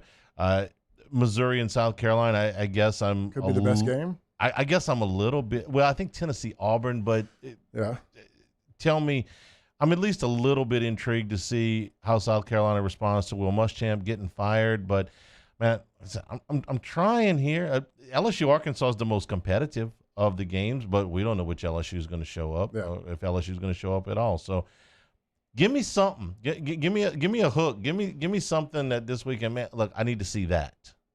You know, I need to see LSU play after a 21-day layoff and see what the coaching job did to change the mindset of this team.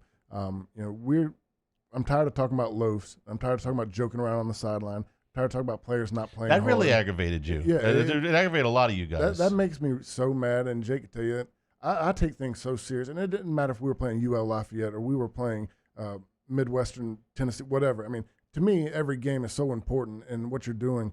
And I'm so scared of being embarrassed. And to me, like, those games got me just as fired up because if we didn't win by 40 points, I think I was embarrassed. And when people start taking it lightly, to me, it means they don't care. And I know everybody's different and everybody's got different outsets, but when you're on the game and getting your butt whipped, there's nothing funny about getting your ass whipped. There's nothing funny. And to me, like, when I saw that, I could throw the remote through the TV and buy a new TV and be happy. But, like, that aggravates me so bad. So I know that O's that type of guy. I mean, he says he didn't see it when he was out there, whatever. Now that he saw it because it was on TV, I want to see that type of stuff fixed. I want to see a full team focused and worried about the game at hand. As a competitor, that should be your mentality every time out. Hell, I get mad when you lose an Uno, you get mad. You start throwing stuff. I do. I don't like it because at some point pride has to kick in. If I'm in Auburn, Alabama, and they're beating me by 40-plus points, you're not going to see a smile. You're not going to hear a laugh. You're not going to hear a kind word. In fact, you're probably not going to hear a word. And if you do hear a word, it's going to be one we can't repeat here. Yeah. I remember only one time having a game like that at LSU, and we went to Georgia in 2004. David Green could not miss, and we just got steamrolled. We got beat by 40-something points. When I say outside of Nick talking, there wasn't a word spoken in the locker room, on a plane, or not one word. And that's how it should be. And we know that's how O is. I'll give a personal story. We're on the sidelines last year, Texas A&M, LSU, and there was a couple of starters that were kind of giggling, talking, and laughing on the sideline. LSU was up, 40 points at the time? And O just ripped into him. He's like, if you think this is over, this ain't over. Get up here. There ain't no laughing during. So I know that's the mentality. When you saw that with Joe Burrow last year against Vanderbilt, they were up, they were winning. I mean, later in the game, and the offensive line was joking, and they cut to him, and he's ripping the offensive line about joking. I mean, that's the mentality you have when you're a competitor. If you accept losing, and especially you mentioned getting your ass whipped, I hadn't seen it bother any of them, and what I hear from Ed right now, that clip, I'm not going to play it again. I played it twice already. Is a very frustrated and exasperated, whatever word you want to use, football coach. I think the team performance plus the schedule and all that stuff has taken it out of him. I don't see where they've got any of the characteristics of last year's team. The scary thing is for the immediate future is if they don't get it done tomorrow, the rest of the schedule, and it may not play out in the order that it was supposed to. A&M waiting on you, Alabama waiting on you, Florida waiting on you, Lane Kiffin waiting on you. If they play all those games, I don't know if they'll get them all in. Man, Lane Kiffin putting up 600 yards on good defenses, or defenses that's way better than the one you got, and that's the worst team you play the rest of the way. So you don't win tomorrow, and I don't know that they're going to. In fact, I don't think that they are. I'm basing that on past history. Now, the last time I said that, they went out and they crushed South Carolina. But going to that game, it's almost word for word. If LSU plays the way LSU has played and South Carolina plays the way South Carolina has played, South Carolina is going to win the game. I feel the same way about this, and they didn't play the way they had played. LSU played their best game. Well, I feel the same way. LSU plays the way they played the last couple of games, and Arkansas plays the way they played the last couple of games, Arkansas is going to win. Doesn't mean that's how they're going to play, but if you're doing this, Richard, you're a horse guy, right? If you read the form, Arkansas is going to win the game. Yeah. But they went against form in the South Carolina game. Yeah, and as far as what you do, you're talking about going forward, Ed's frustrated. To me, like I said, you're not playing for a championship anymore. You're playing, for the pride of LSU, the pride of your players, the pride of yourself. To me, if guys aren't buying in, they're not playing the rest of the way through. I'm not worried about them, man. I don't care if you're a senior. I don't care if you're a stud. I don't care what you are. If you're not buying in and doing the things we ask you to do, and you're not being a leader to the younger guys, you're not making the younger guys better, then I don't want you on my team right now. And because we don't need you. I mean, it's not like we're going to play a really big game soon. If you're not going to be a leader on this team, and you're not going to be, I don't care how good of a football player you are. If you're not going to be a leader, if you're not going to do it the LSU way, if you're not going to set the tone in the program, then we don't need you on the team at this point. Hester doesn't like to lose, right? I mean, we're pretty, we got. So the next segment, you're not going to see him smiling at all when we do picks because he's still losing, okay? I didn't lose last week. He didn't lose last week, but he didn't lose in the category I created. Yeah, he's inventing. You created the category? Yeah, double-digit underdogs to win outright. He was losing so bad that he had to invent a category. No. But look, we'll let Richard grade the picks. We'll see what he thinks about the picks when we come back. We are brought to you by Richard's Honda, home of the warm and fuzzy feeling. Hanging with Hester and Hanny, 104.5 ESPN Baton Rouge. Hangin' with Hester and Hanny. Brought to you by Garcia Roofing every single day. No gimmicks with Garcia. You know exactly what you're getting with the Garcia guarantee. You're going to get professional work. They're going to do it with professionalism as well every single time. Please take full advantage of this free roof inspection we tell you about because it's a free service to you and they can save you thousands just during that inspection. They did it for me. I tell you every single day. The other company was just trying to do the bare minimum, and I was going to have to replace it in only a couple of weeks, maybe months at best. They didn't. They came out, told me exactly what I needed, gave me a rundown list and pictures of what I needed to save me thousands. Every project on time, on budget, and with the best quality work.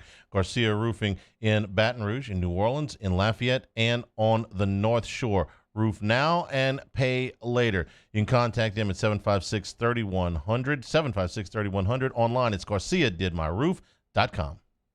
We opened up the playbook and expanded our coverage. Listen daily in high definition on 98.1 HD2. We are 104.5 ESPN Baton Rouge. $10,000 off MSRP on a new 2020 Ford F-150 XLT. Buy a new one for less than a used one. All new Bayou Ford vehicles come with a 1 million mile powertrain warranty. And with Bayou to You, free delivery right to your door. The crew at Bayou Ford is going to do right by you. Our local nonprofits help build a thriving community for all. And now it's time for us to give back. So join us for 225 Gives on Giving Tuesday, December 1st to build community and unite action. Learn more at 225gives.org. I've been doing business with Luba for 25 years. They're dependable, trustworthy. It's just the attention to detail with our clients. Our folks have years and years of experience. They're highly trained professionals. But many companies have that asset. What I'd like to think makes Luba a bit different is that we use those talents in a way that truly is dedicated to serving the needs of the folks who depend on us. At All-Star Toyota, you get it all. If you're in the market for an all-new Toyota vehicle, come see our friendly and knowledgeable sales team at All-Star Toyota. Located in Baton Rouge at the corner of Airline and Goodwood, we've been serving our community since 2005 by offering a large selection of new Toyota cars, trucks, and SUVs. Get behind the wheel of your dream car and take a test drive at All-Star Toyota today. ServiceMaster Elite create clean, disinfected work environments. As a local business, we take pride in serving the New Orleans and Baton Rouge areas. Our cleaning protocols follow CDC and OSHA standards for healthcare settings, offices, senior living, restaurants, and industrial plants. Contact ServiceMaster Elite to get your operation ready for reopening with germ disinfection cleaning. ServiceMaster Elite, the trusted choice in professional cleaning since 1996. This isn't just another day. It's so much more. Kelly's life was put on hold when her auctioneer primary care doctor discovered a rare blood disorder. Her doctor connected her to an auctioneer care team of cancer, heart, and kidney specialists. With multiple primary care locations around Baton Rouge, same-day appointments, and online scheduling, we're relentless about keeping you healthy. Auctioneer Baton Rouge, innovating healthcare for Kelly. If I built a van, it would do more than haul. It would carry my entire business. I'd make it available in dozens. Make that thousands of configurations. It would keep an eye on my fleet. And an eye out for danger. If I built a van, I'd make it available in diesel and gas. And I'd build it right here in South Carolina. Introducing the all-new Sprinter, starting at $33,790. Built in the USA. Mercedes-Benz. Vans. Born to run.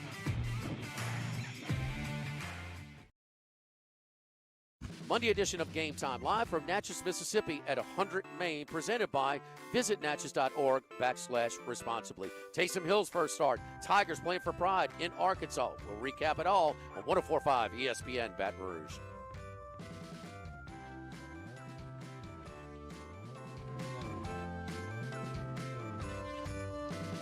Hangin with Hester and Hanny on 104.5 ESPN Baton Rouge and 1130 The Tiger. Make Christmas wishes come true this holiday season with 104.5 ESPN Baton Rouge's $15,000 sweepstakes presented by Acura of Baton Rouge. Sign up now at 1045ESPN.com for your chance to win with $15,000 in cash from 104.5 ESPN Baton Rouge. So our picks this week brought to you by our friends over at Coors Light, the official beer of Hanging with Hester and Hanny, and also our friends at Blue Moon with the Light Sky Citrus Wheat. So pick you up a cold Coors Light, a cold Blue Moon Light Sky this weekend as you're watching all the games. Last week, a 4-2 performance for Mr. Hester, and got away with that head-to-head game, that Miami-Virginia No, you don't Tech say game. get away with nothing. He had Indiana, had Northwestern, had the Dolphins, missed with Army and Arkansas. I went 3-3 last week. Had Tampa Bay, had Ole Miss, had Wake Forest, and had them as a double digit to win. You probably felt good about that one for a while. Missed with Boston College, Arkansas, and Virginia Tech. So the tally for the year, or did you lose that?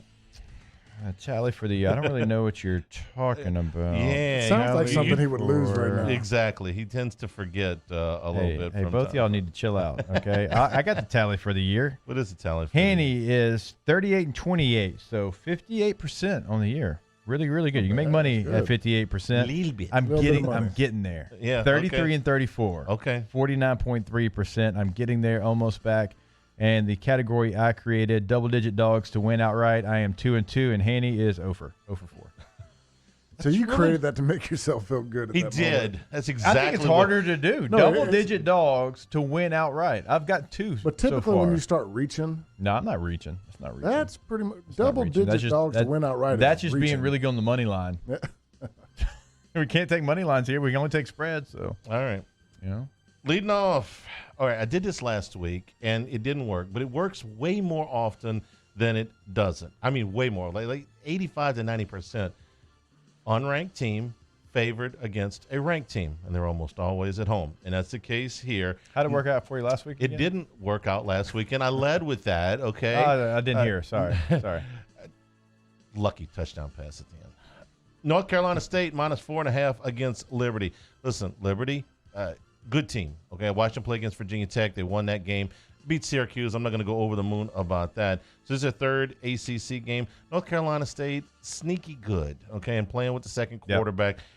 -4.5. I'll lay the 4.5. I'll take the Wolfpack against Liberty. Is Hugh Freeze at Liberty next year? Depends on what comes open. I don't think he leaves for South Carolina. I don't know that there's going to be a better job open than that other than Texas maybe, and he's not getting that job. So. No. All right, my first pick. Again, I told you I'm writing these down.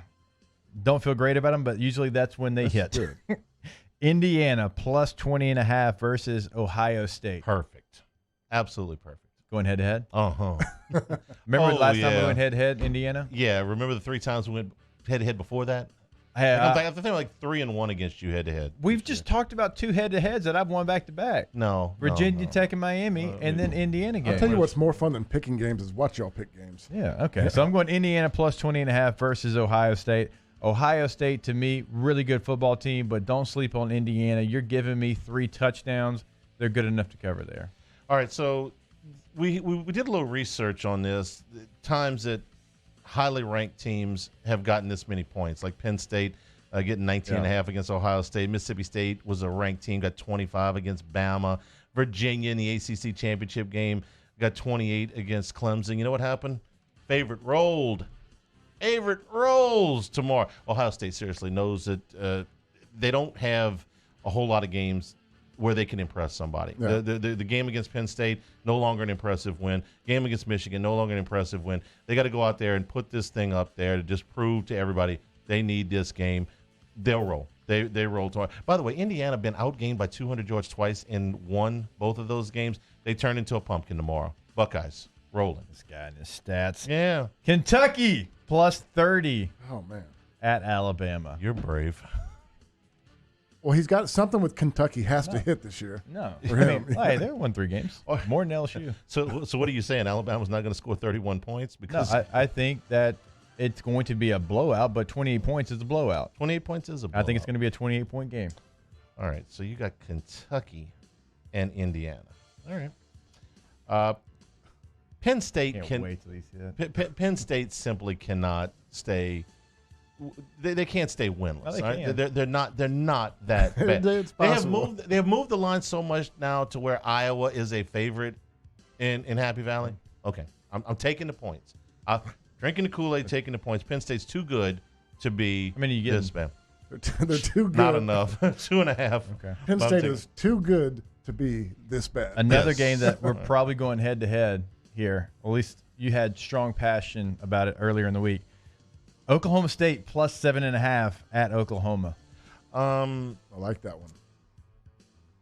I'm not. And Gundy's been awful against Oklahoma. 2-13. Yeah, straight up. It didn't make my card. That game is too goofy to lay a whole bunch of money on. I mean, I know Oklahoma wins it most of the time, but they don't cover every time. It's some overtime games. No, actually, I probably would. You getting 7.5? It's overtime. Yeah, I got 7.5. Okay.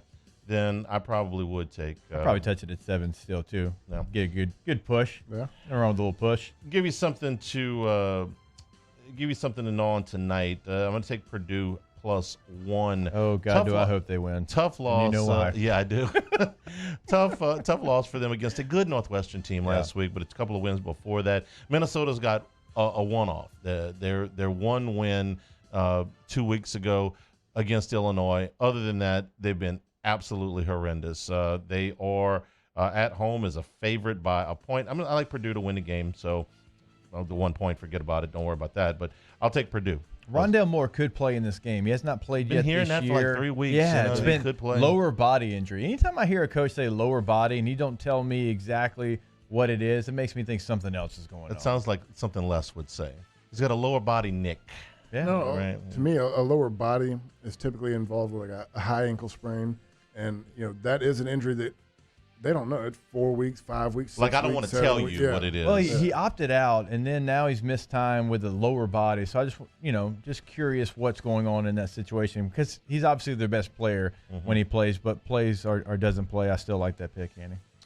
All right. What's I've got Missouri -6 at South Carolina. South Carolina, we know, fired their coach. Their two best defensive cover guys opted out after this. We know Mizzou can throw the football. I expect big point totals really from both teams. I think South Carolina probably puts in Ryan Helinski at some point, and they get a little juice from that.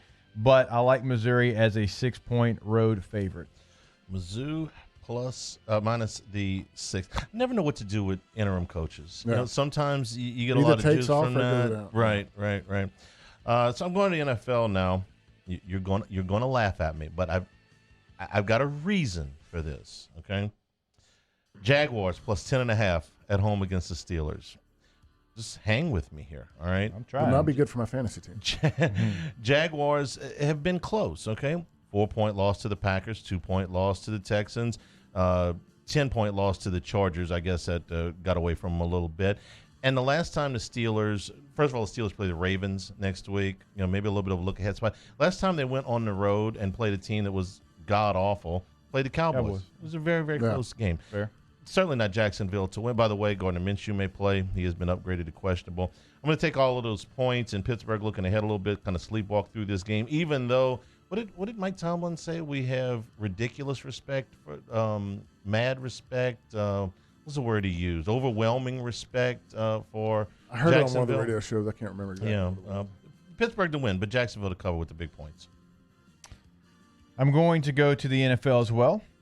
Give me the Cincinnati Bengals +1.5 against the Washington football team. I know Alex Smith gives that Washington football team a little bit of something extra. He's a vet. He had a hell of a What an story, awesome story. to That's get back to be even walking normally, much less out there playing quarterback in the NFL. But I think the Bengals have so much fight in them. Joe has brought that mentality to Cincinnati. I think they're the better football team. I expect them not only to cover, obviously a little spread here, 1.5, but I expect them to win the game outright. Almost went there. Like that pick. Final pick goes all the way to Monday Night Football. Rams and the Bucks. Bucks have played in prime time 3 times this year. Lost to the Bears when Tom Brady forgot the down. Barely beat the Giants on a drop pass and got blown out by the Saints. Rams have a very good defense. Excellent up front. Can slow Ronald Jones down. I'm getting 4 points, so I'm over the pressure point of the field goal. Bucks by a field goal in this one, like 27-24, but give me the 4 points in the Rams. All right, I've got the Miami Dolphins -3 traveling to Denver to take on the Broncos. Another road favorite, but the Broncos are just not a good football team. Outside of a comeback against who everybody comes back against, the Chargers, they just have not played great football. The Dolphins have kind of found who they are. Their identity is clear. They beat the Chargers last week in my picks. I'm going to roll with the Dolphins yet again, -3 at Denver. All right, so the picks. Hester's got Indiana, Kentucky, Oklahoma State, Mizzou, the Bengals, and the Dolphins. I've got NC State, Ohio State, Penn State, Purdue, the Jaguars, and the Rams. Who's your double-digit underdog that could win? Arizona at Washington. It's an 11-point spread favored for the Washington Huskies. Give me Arizona to win outright on the road. Give me Tennessee. 10.5? 10.5 against Auburn. Maybe I get Bad Bo tomorrow. Who knows? With Bo Nix. It's very, very possible. Got good Bo the last time we saw him. Really good Bo. Long time ago, though. It's Halloween. Yeah. I almost went. They haven't played anybody since then. I almost went Iowa State, Kansas State, because that just feels like that's going to be a boring game between those two teams. It does. I thought It about does sound going like a there, boring but game. I went with Arizona. A little Pac-12. I don't know if they had the kegs and eggs kickoff time, but we'll see. Speaking of kegs, get you a nice cold Coors Light for any of the games this weekend. Cold, crisp, refreshing. Now in the slim cans. We got some in reserve, right? We get Dixon a beer before we end the show. Oh, without question. We opened up a couple yesterday. We'll do it again for our Ask Us segment. All right. Perfect. And Blue Moon Light Sky Citrus Wheat. Nice citrus aroma and flavor to it with the tangerine peels brewed right in. Get you a cold one, a Coors Light, or Blue Moon Light Sky Citrus Sweet this weekend for any of the games. Ask Us is next in the Bayou Ford chat. Hanging with Hester and Hanny, 104.5 ESPN Baton Rouge. Hanging with Hester and Hanny. All right, brought to you in part by the Tiger Athletic Foundation. As a former LSU student athlete, and Richard could back this up as well, they do so much to help us out, yes, on the field and competition, but in the classroom as well. They really set us up for success, one of the big parts of LSU athletics. We also know that LSU Athletics is one of the very few programs in the nation who has remained self-sufficient in its operations. But, like a lot of people, this 2020 year, adversity all over the place, unforeseen adversity. Due to the restrictions around COVID-19, the loss of essential revenue to LSU Athletics will be in the tens of millions of dollars, right? Starting to hear that $80 million number. This is a good time to remind ourselves that we are Tigers and we have a go that never stops. LSU and the Tiger Athletic Foundation is urging everyone to donate to the Victory Fund to help keep LSU student athletes going. The Victory Fund will provide financial support for the most critical areas of need, including scholarships, healthcare, and academic support for student athletes. To learn more information and to donate to the Victory Fund, visit victory.lsutaf.org. Football is back. Tune in Sunday for a full day of NFL coverage starting at noon with the Titans-Ravens, followed by Cowboys-Vikings at 3:25 and Chiefs-Raiders at 7:20. Then, Monday night, the Buccaneers host the Rams. The NFL lives on 104.5 ESPN Baton Rouge. Gulf Coast Bank and Trust is giving our customers the power to bank anywhere, anytime during this challenging event. And we're right there with you. Our mobile banking app is a smart way to manage your money and time. Gulf Coast Bank and Trust, the bank that cares about you. Gulf Coast Office Products is a nationally recognized Savin office equipment dealer based right here in Louisiana. Over 100 employees strong, Gulf Coast has the boots on the ground to support all vertical markets from education, engineering, legal, and finance. With the latest in office technology from desktop to production segment units, Gulf Coast and Savin have the perfect fit for you. Call 225-756-2644. That's 756-2644 for Gulf Coast Office Products.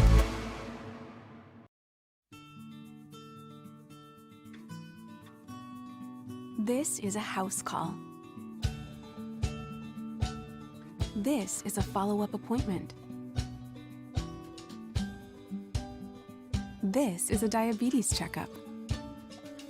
This isn't just more convenient care, it's more advanced care. This is innovating healthcare at Louisiana's #1 hospital, Auctioner.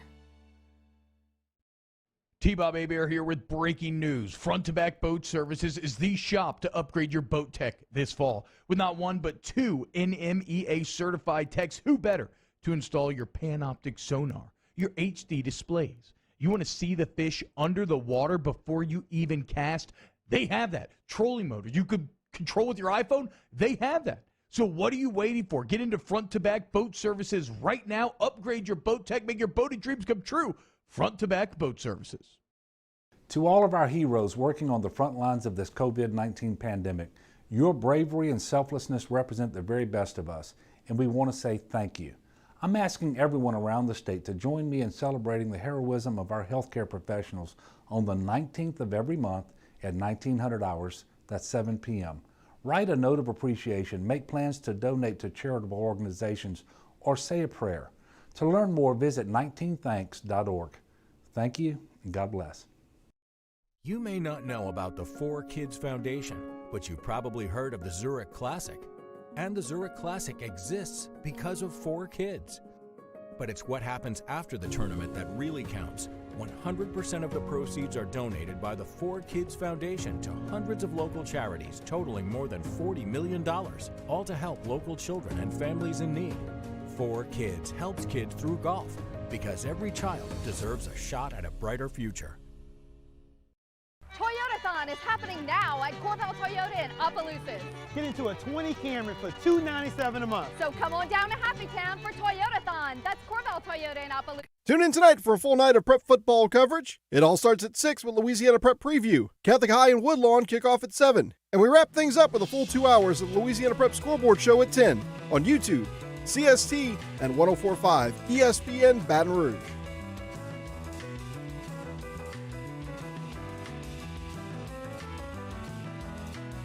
Hangin with Hester and Hanny on 104.5 ESPN Baton Rouge and 1130 The Tiger.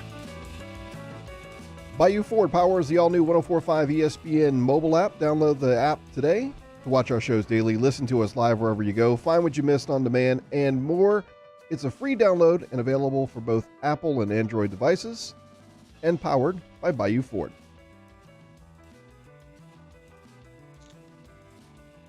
And we go to the Ask Us portion of the show. Ask Us, has Island Hanny been to Graceland yet? I don't know if he means the doll or me. I've been to Graceland. You had to have been half a dozen times, right? I think the last count was 7. So 7? Yeah. You know my favorite part of the whole... I went last time, no, not 1917, when LSU played in Oxford. In Oxford, the team stayed in like Olive Branch. I said, I'm not staying at Olive Branch. I stayed on Graceland. They built a new hotel. I drove myself, got a rent car, stayed in Graceland, drove myself to Olive Branch to pick up Gordy for the game for the radio. I was like, I'm not going to be this close to Graceland and not come here. You been to Graceland? Yeah, I've been to Graceland. Yeah, It's been a while. We're friends. Of course he's been. The car and plane tour. Yeah. I love that part of the tour. Ask Us, fried shrimp or boiled shrimp? Ooh, that's tough. Depends on who boiled them, because you can have some really bad boiled shrimp. You They can. don't boil right. You If can't they're peel mealy, them. right? Yeah. It's sticking. If they're perfectly boiled shrimp, I'm taking that all day. I'll go boiled if somebody that knows what they're doing did it for sure. Ask Us, over under 250 yards passing by T.J. Finley tomorrow. That's a good number right there. I think it all depends on the defensive line of Arkansas. Supposedly that's where they're hurt the most. And if he has time and can get the ball out, I think he'll go over. If he gets sacked more than 2 times, he'll be under. I'm going to say, I think under, because I think they're going to try to get the running game going. Get him comfortable. Arkansas' the ball strength out. was not the defensive line, and on their defense, it's more the linebackers and secondary, and they're missing some numbers. And I agree that they're going to try to get the run established extremely early in this game, because you can run on Arkansas. They are 12th in the conference in rush defense as far as yards per game. So you have to exploit that weakness when you have a freshman quarterback. Ask Us, did Richard steal Hunt's ID to sneak by security? And where you been working out, you're looking buff. That's out of the huddle. Oh, nice. I go to Spectrum every once in a while. All right. Hunt has never been confused for an athlete. So let's go ahead and I nix didn't need a that. key, and I just waited at the door till somebody walked by, and I knocked on it, and they let me in. Ask Us, National Peanut Butter Fudge Day, best chocolate and peanut butter combination. Reese's. Yeah, I mean, don't overthink. it's the first one that don't comes to overthink mind. this. Well, I mean, if you've got chocolate and peanut butter together, what are we talking about? We're talking about like a solid form. You put it in a shake or something. I don't chocolate care. and peanut butter together. It's fantastic. Can't miss. No, you can get a scoop of each and just plop it in a bowl and mix it, and I'll eat it.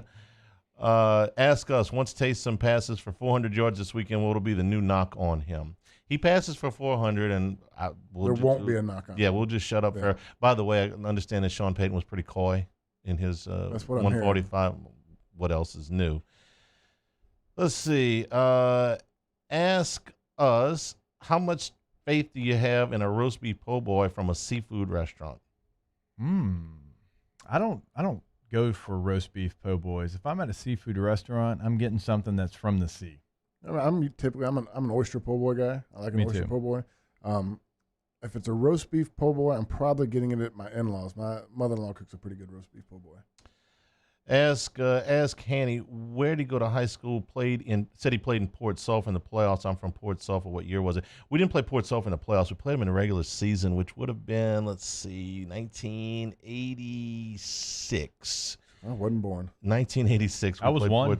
We played Port Sulphur in the playoffs. I'm sorry, in the regular season, and we played Boothville Venice in the regular season. But they came to us. It was it's a long bus ride from Franklin. Ask Us, what was the locker room like after the Arkansas game in 2008? That was that crazy game that Arkansas scored in the last play of the first half. Yeah, that's the triple. No. 2008 was. That was the game where it wasn't the Hail Mary. The two LSU defenders collided on the last play of the first half, and the guy went for the that was 08, right? Now, I know we lost in 09 I was swimming in my Arkansas. rookie year then. No, okay, no, that's right. Because the guy that was committed to LSU in my signing class, Crawford, caught the game-winning touchdown pass. What happened in that game, there was a lot of fighting in the locker room, by the way, because if you remember how that defensive series went, you had 2 personal fouls on like 3rd and long. We had Tremaine Johnson dumped somebody or hit somebody late, and then Raheem on a batted ball on 3rd and long punted it into the stands, and then they gave him the first down again, and then they go on that drive and beat us. So the locker room wasn't real pleasant. That's the only game in my life here that I did not shake the other team's hand. I was so mad I ran straight to the locker room. Ask us, with Josh LeBon not eligible to start the season, does Charles Manning start? I wouldn't be surprised if he started the first game, senior. I wouldn't be surprised. Now, is he going to stay a starter? He could play 7 minutes as a starter, though. Yeah, I wouldn't be surprised. Yeah. Wouldn't be surprised. But we've seen nothing yet. So, by the way, LSU is not going to Lincoln now. They're going to St. Louis. Ask us if Brennan's back for 2 years, does one of the freshman quarterbacks transfer? Probably. I mean, that's the way it usually goes when you get 2 quarterbacks in one class. So, you got time to spin the wheel? What's the most recent show you've binge watched? The morning show for me on Apple TV with Jennifer Aniston and Reese Witherspoon. Really good. Yellowstone. Really good, too. Really, really good. During the pandemic, I binge watched The Office. That's a cold take of mine. I'm like the only person I know that doesn't enjoy The Office. I mean, I thought it was good. It's not like one of my all-time favorites, but it was good. No, it's not one of those shows that like you need to go to sleep, but you're like, I want to watch one more episode. My humor is a little different. I'll say that. Like my favorite things to watch are Eddie Murphy Raw and Delirious and Richard Pryor and stuff like that. So The Office humor is a little different. Let's just put it that way. The one show that kept me up, I mean, like literally fighting sleep, was the first 2 seasons of 24. Yeah. I was watching 24 on a flight to Las Vegas once. And if you ever go to Las Vegas, the first thing you want to do is you want to get in the casino. You want to get going. Yeah. I went to my room to finish the episode because I couldn't. They made me shut down. Landed on the plane. I was like that with Ozark. Yeah. All right, Rich, thanks, man. Great to see you as always. For Kate and Danny, for Jacob and Richard, I'm Charles Hanniger saying thank you and good afternoon. Enjoy the football weekend. We're with you early tomorrow for Eagle 98.1 Game Day. We'll start at 7 a.m. Stay tuned for AFR 104.5 ESPN Baton Rouge.